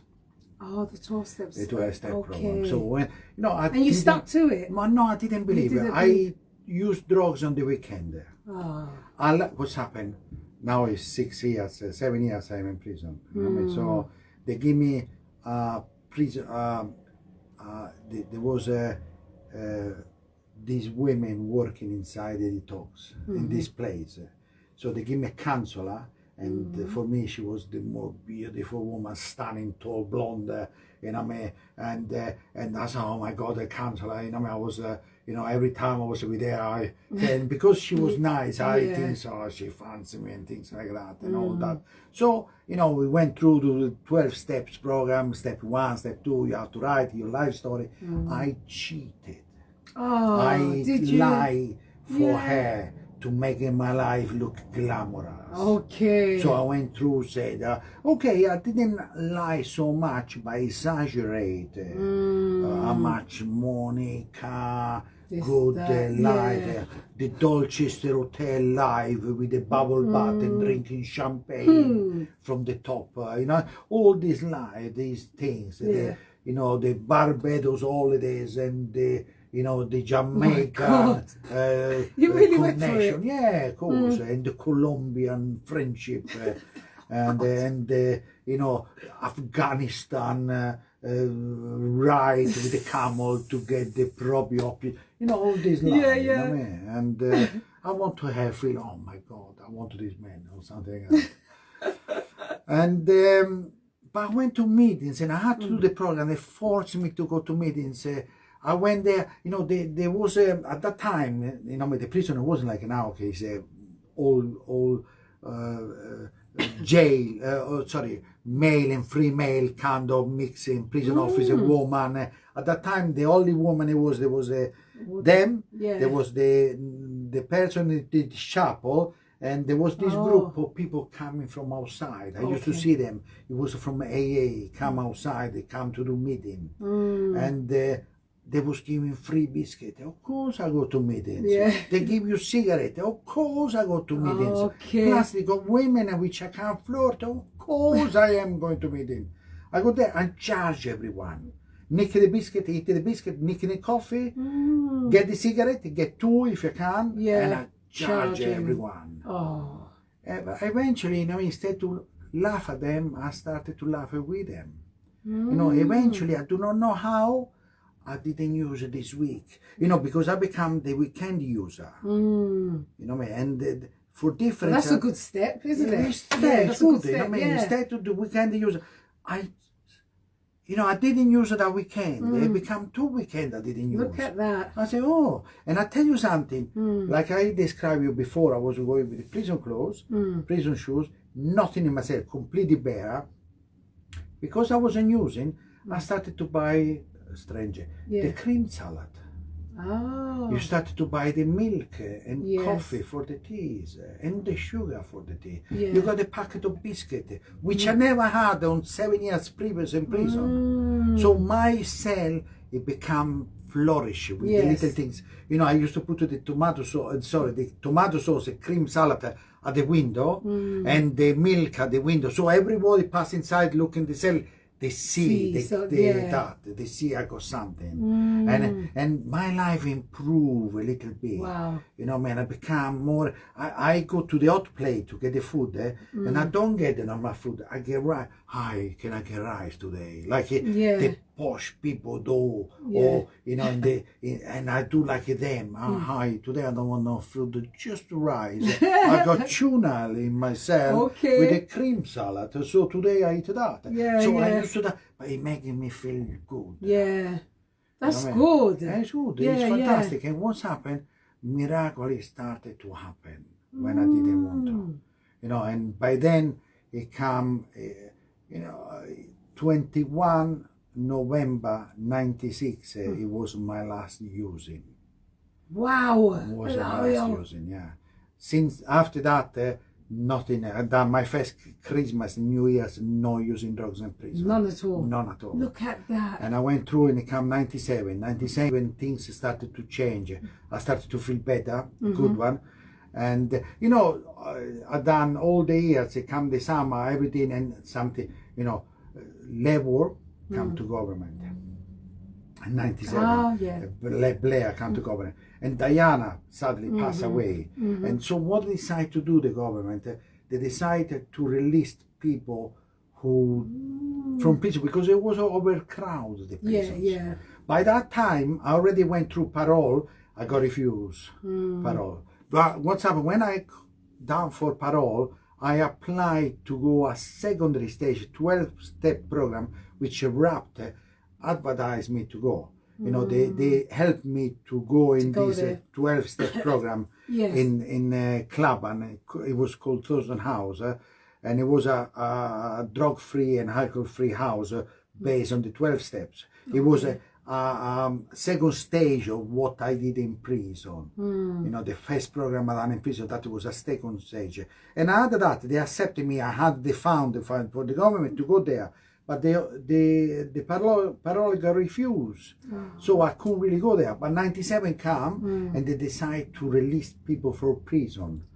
And I was one of the people who got released. From one day to another, I was out. Look at that. With a ticket to go to this house, to present me in the next 5 hours to this house. You know, which I did. I went to this house and I went in, it was Rectory Grove in Clapham. And I walked through and I see two policemen and policewoman. I went to them. I said, "Excuse me." I got prison bag, you know, HMP prison bag, you know, with coming walking like with that. And I went to them. "Excuse me, do you know where is Rectory Grove?" And the guy said, "Are you taking the Mickey?" I said, "Why?" He said, "Don't you read?" It was a big sign next to him, said Rectory Grove. I said, "Oh, sorry, I didn't see that. I was looking at you." I was confused. I didn't know. You know me. I didn't know. You know me. I went to prison 97. It was 97 now. I went to prison 87. 87. So it's 97. Yeah, 10 yeah, years. of course, yeah. You know, and I went I went out. I walked out with 9 months, 10 months of sobriety and cleanliness. Wow. So, and what I did do different this time from before, I didn't buy the return ticket to prison. I didn't went to the first pub and celebrate. I didn't went to the first drug dealer and celebrate my freedom. I didn't buy my return ticket. Yeah, well if I was going and celebrate by drinking and get drunk or use drugs, that would be my return ticket. Yeah. I didn't know. And that was from 96 till now. Yeah, 96. I went there and I went in this house. You know, I went through, I done the program. I go introduce meeting AA and NA CA meetings outside, you know, completely different from inside, and I follow that path. Wow. You know, I didn't, you know, me constantly. Now I still going now, 4 meetings a week I do it. You still do it. Still well do it. done, well done, well done. I'm very proud of you from the 80s till now. And you're clean as a whistle. Yeah, I've been. I was. My life has changed. Police never stop me anymore. Even when I want them to stop me, they don't. I say, "Oh my God." You know, when I walk on the street, when I tell them, you know, I went to work in 98, I started working in this company doing catering. Now, take in consideration, when I come out of prison, I didn't have nothing. Okay. A bag with a few things inside, not clothes, because my clothes went rotten or things. I had a few bags, a few letters from my mom, and that was it.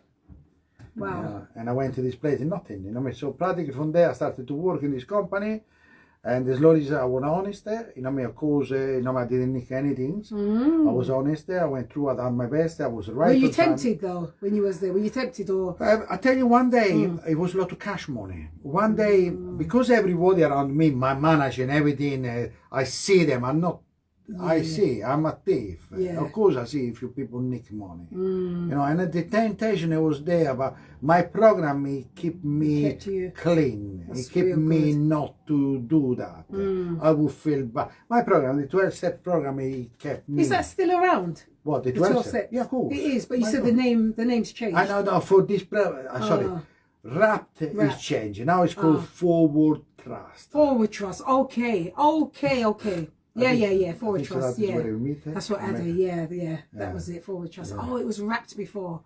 Okay. So practically, they assisted. But what's happened, I still in touch with them. I help them out. You know, if you don't want somebody to talk about prison, I go to prison. Today, go in and out, you know me, so no problem. Does it feel strange when you go in there? Not anymore. At the beginning, yes. It felt strange. You know me, I felt like when I go to Wandsworth, you know, strange, where Wandsworth is made as ray, you know me, so a lot of wind coming from a central point.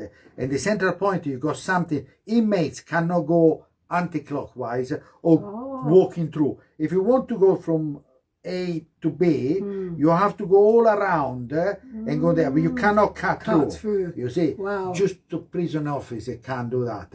If you do that, you're in trouble in Wandsworth.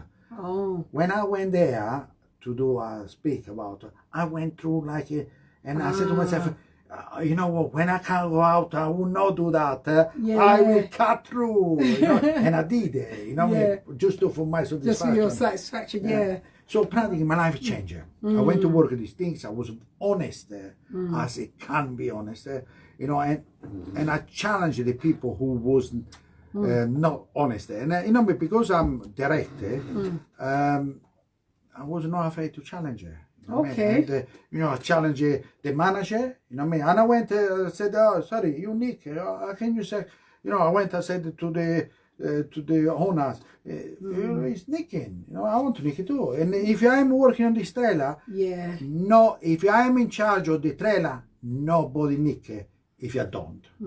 If it's anybody nick, it's me. Yeah. If I don't want to nick anything, I don't allow anyone. Yeah. So I challenge the staff and everything.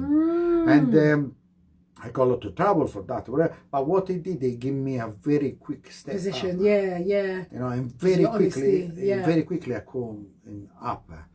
And on 2000 millennium, I met the Queen. I was in charge. I was in charge of the Millennium Dome. Okay. On the Yeah. catering side, not in charge of everything, but Yeah. in the catering side, because my company I was working with, it was in charge of the catering, and they put me because I was very direct. You know, the military logistic helped me on my positions. The direct and how to fix problem, he helped me to go in my position there, and that's what's happened. I become very quickly right at the top of the company, and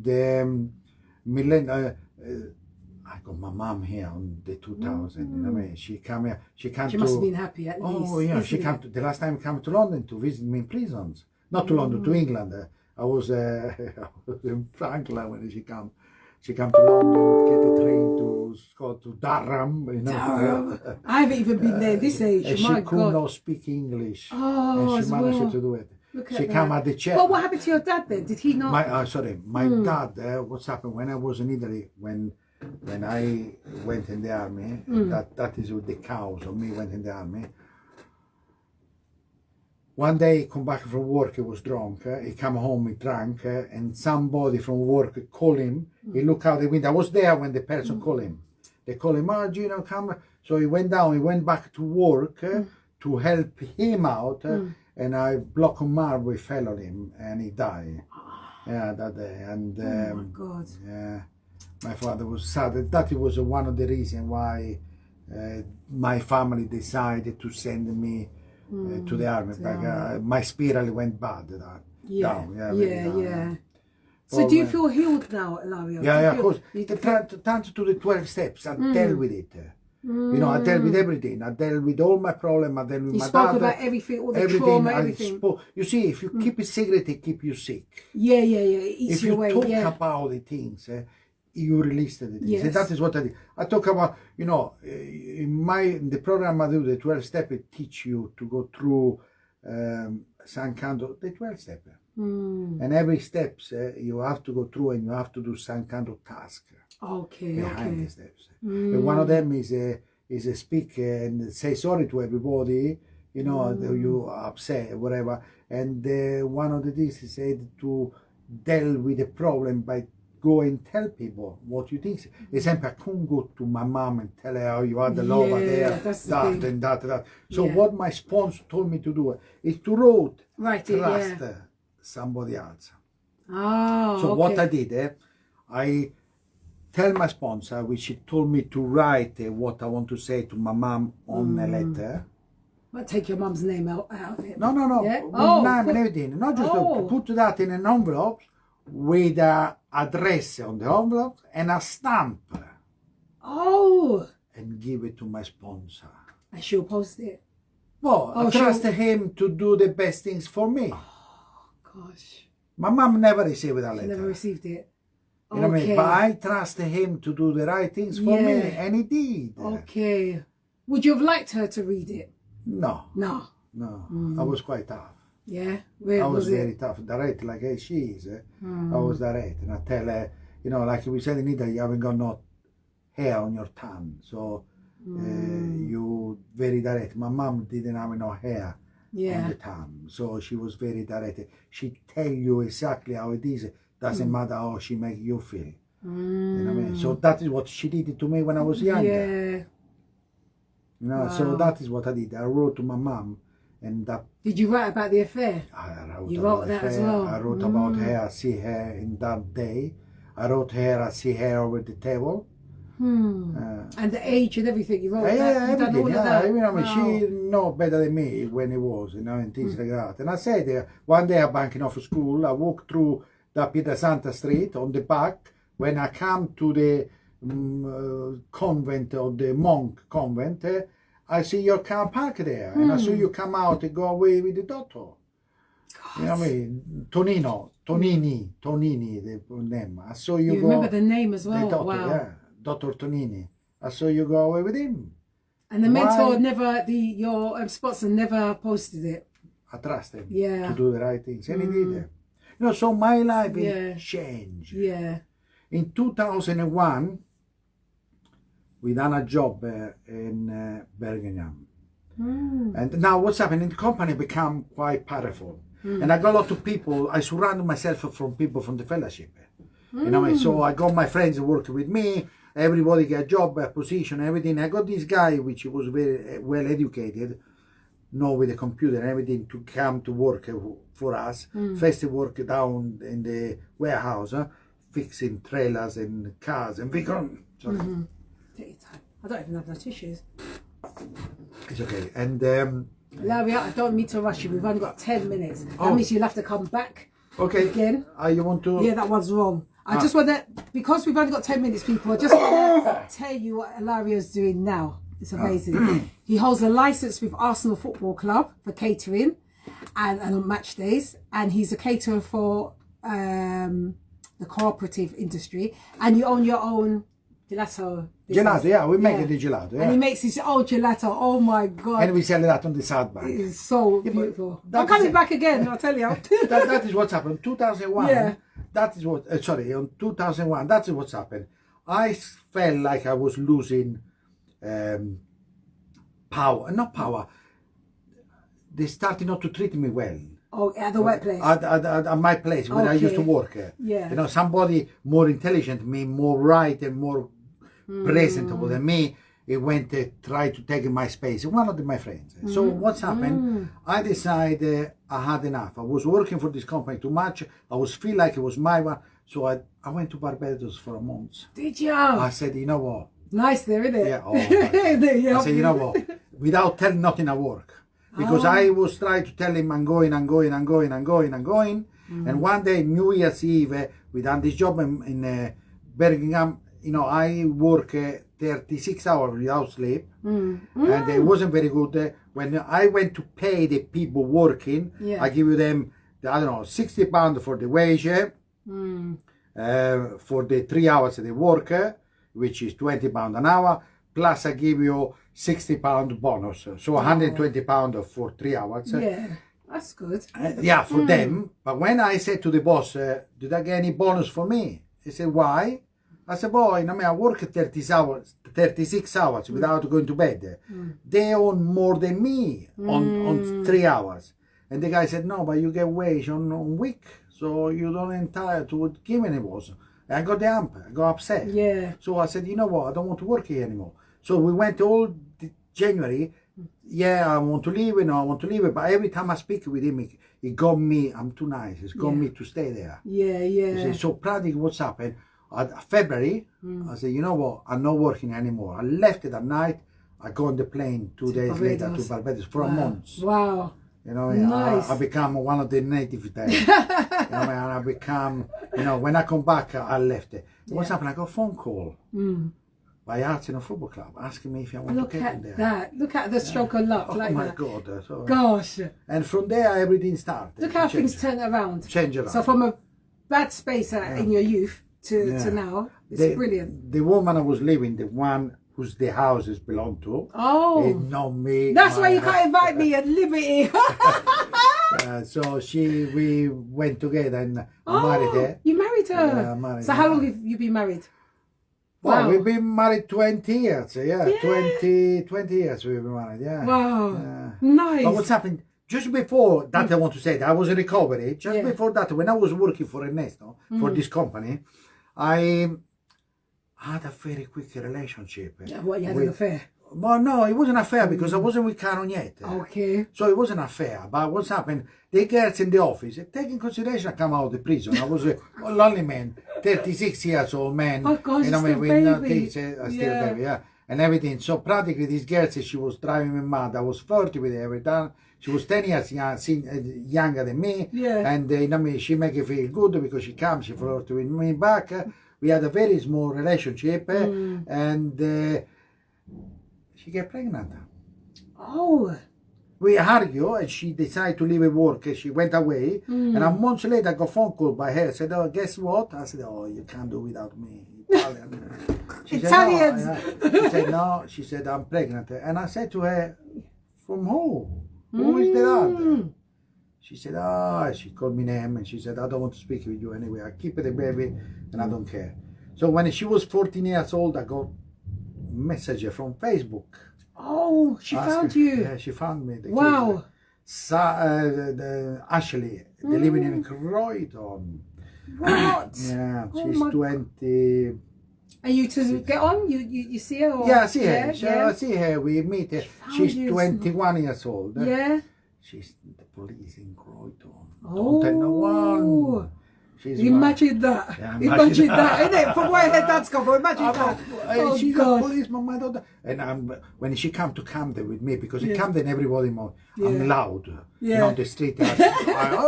So when she's with me, You like that? Yeah, when is she? No, I'm bad. Because I, John, and she said, "Oh, have you got any cocaine?" Ooh. Loud. She said, "Dad, I'm arresting you. Stop doing that, Dad. Stop doing that." I do it purpose to my dad. Yeah. I love Look how it. life is. Yeah. From the bad, your daughter comes out as a police officer. Imagine that. So my life changed completely. But I owe everything to the health step. So if it's anyone out there and you got problem, don't have to be to prison or anything, but you feel like you got problem about drugs or booze or alcohol, whatever. Do not think life without it will be bad. I've been everywhere. You know, before when I had money and I was selling drugs, I never done it. Okay, I was thinking about drugs. Yeah. You know, Gosh. I had the best 27 years of my life. You know, this is the best I done. You know, I never feel that strong like I am now. Yeah, it's good. You know, besides me being in the army and being things, I never feel so good like I am now. You know, I'm proud of you. It's good. My life is changes so much beyond comprehension. Yeah.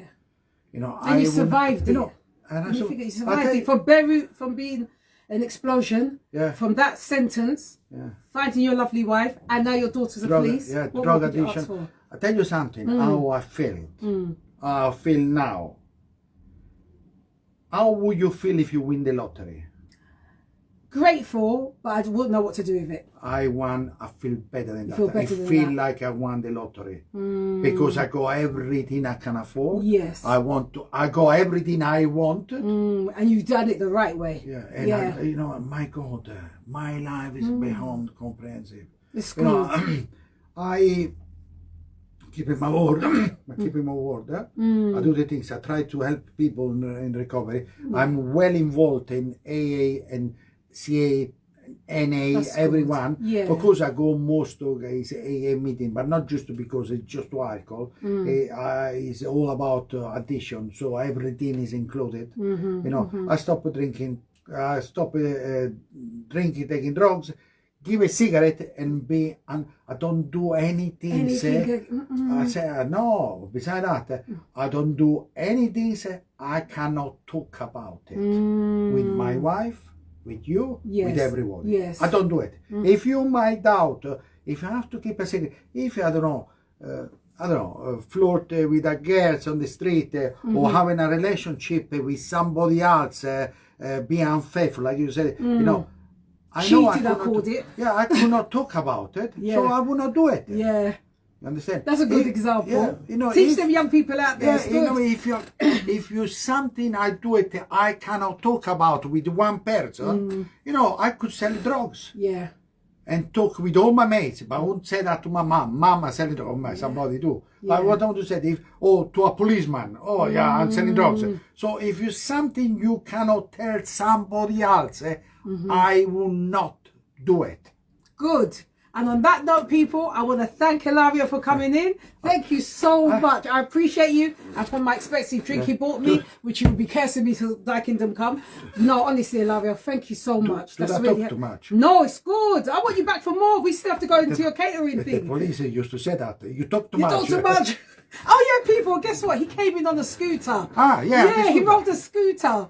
Crikey, man. Yeah, I can't. Yeah, London is terrible to Yeah, drive. he zipped in with a scooter, you know. Yeah. See? If One it's wheelie. possible. Beep, beep, beep, beep. Nah, you know what I mean? But what I want to say, Yes. you know, it's an experience. Even for me to come here, Yeah. you would never have me Never. here if I was using drugs. No, I wouldn't. Definitely Because I would not. nick anything. So You'd nick everything. The phone is coming Man. with me. Your phone is coming with me. Your mouse coming with me. Oh my God. Yeah. But it's truth. At least you've spoken Yeah. the truth. And I'm so grateful. So we're going to wrap up now, people. So until next week, let me leave you with love, kisses and a blessing. And a very, very big thank you to Ilario for coming in today, sharing his journey, his story. And check him out at the South Bank. You're still at the South Bank. Yeah, of course. He's at the South Bank with his ice cream. Gelato. Sorry, Gelato. Gelato I ice am cream. royal. If you anybody want advice about drugs or anything, Yeah. yeah. Oh, you can speak to them still. drugs, come to the South Bank to see me. Hey, Il Gelato, behind the Royal Festival Hall. And it's good price and it's a great taste as well. We're off air now, so we're just talking to you straight like this. So that's where I nearly called you Gelato. That's where Ilario is at the South Bank. Go and check out his ice cream. It is the boom. Oh my God. I wanted to come back for another one. You believe me? I did. It was so nice. Yeah. It's so I'm so pleased, nice. yeah. I'm pleased you like it. Yeah, it was good. Well, I Thank know, you. you know what I mean? It's, I just look, you didn't put the music on. No, because it was about your story was so interesting that no music needed. You know what I mean? Yeah, it was good. It was good. Really, really. It's an experience for me Yeah. to be there, you know, to see how the things from inside. I listen sometimes the radio when I go. Yeah. No, not sometimes. When I'm in the car, I listen. And I like the talk radio. You see, Yes. I don't like it. Don't like the music. Well, I like it. And I'm going to set this and then I'm going to send you the link. I'm going to save that and Can send you you do the that? link. Well, that will be on that, speaking. Yeah, on this. that, yeah. And this you can check back on. It will be on for 24 hours I on the will. website. I will. Yeah, and you can just hear how I you sound. check the website and to check everything. you out. Yeah, and check me everything. out. I did already. Did you? Yeah, Oh. yeah, I went in, look and everything because I didn't know what To expect. But you came over great. And Adi would have been proud of you. I do not know. I was looking for the time, but there. No, Yes. that is the time. You see, so I finish at 10 because the news comes on and that. So that's that. So the news you go every hour. Yes. It Every comes 5 past. automatically. Yeah, it comes automatic. That ain't me. That's their program. Yeah. Sorry, I swear. No, that's all right because you didn't go full. And I quickly, you know. Sorry, Ed, if you're listening. Sorry, Ed, because the camera's there. Sorry for that swear.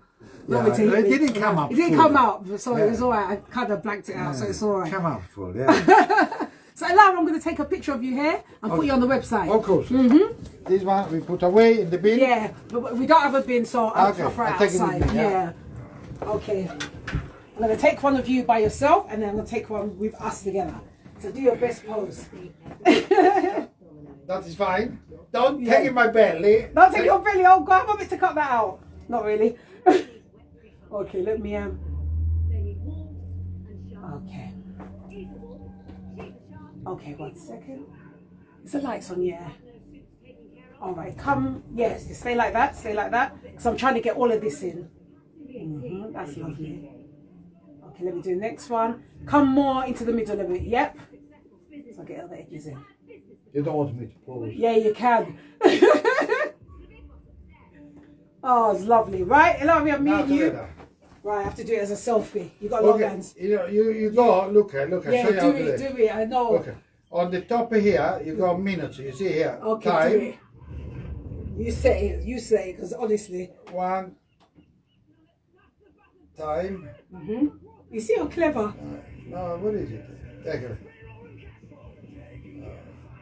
And then we hold it. It's not pretty good or nothing. It's not acceptable or nothing. And it's definitely not close enough. Ah. Mercedes-Benz 10 seconds is low. to Like that? Any, quick. be the absolute best. In the category, Wait, talk. Very clever. So that's going to go on the website and I'll send it to you as well. Yeah. Ilario, thank you so much. Can I use the toilet Yes, now? please. Yes. Please use The it. drink, Yeah, use it. Take your time. Use it. there, yeah.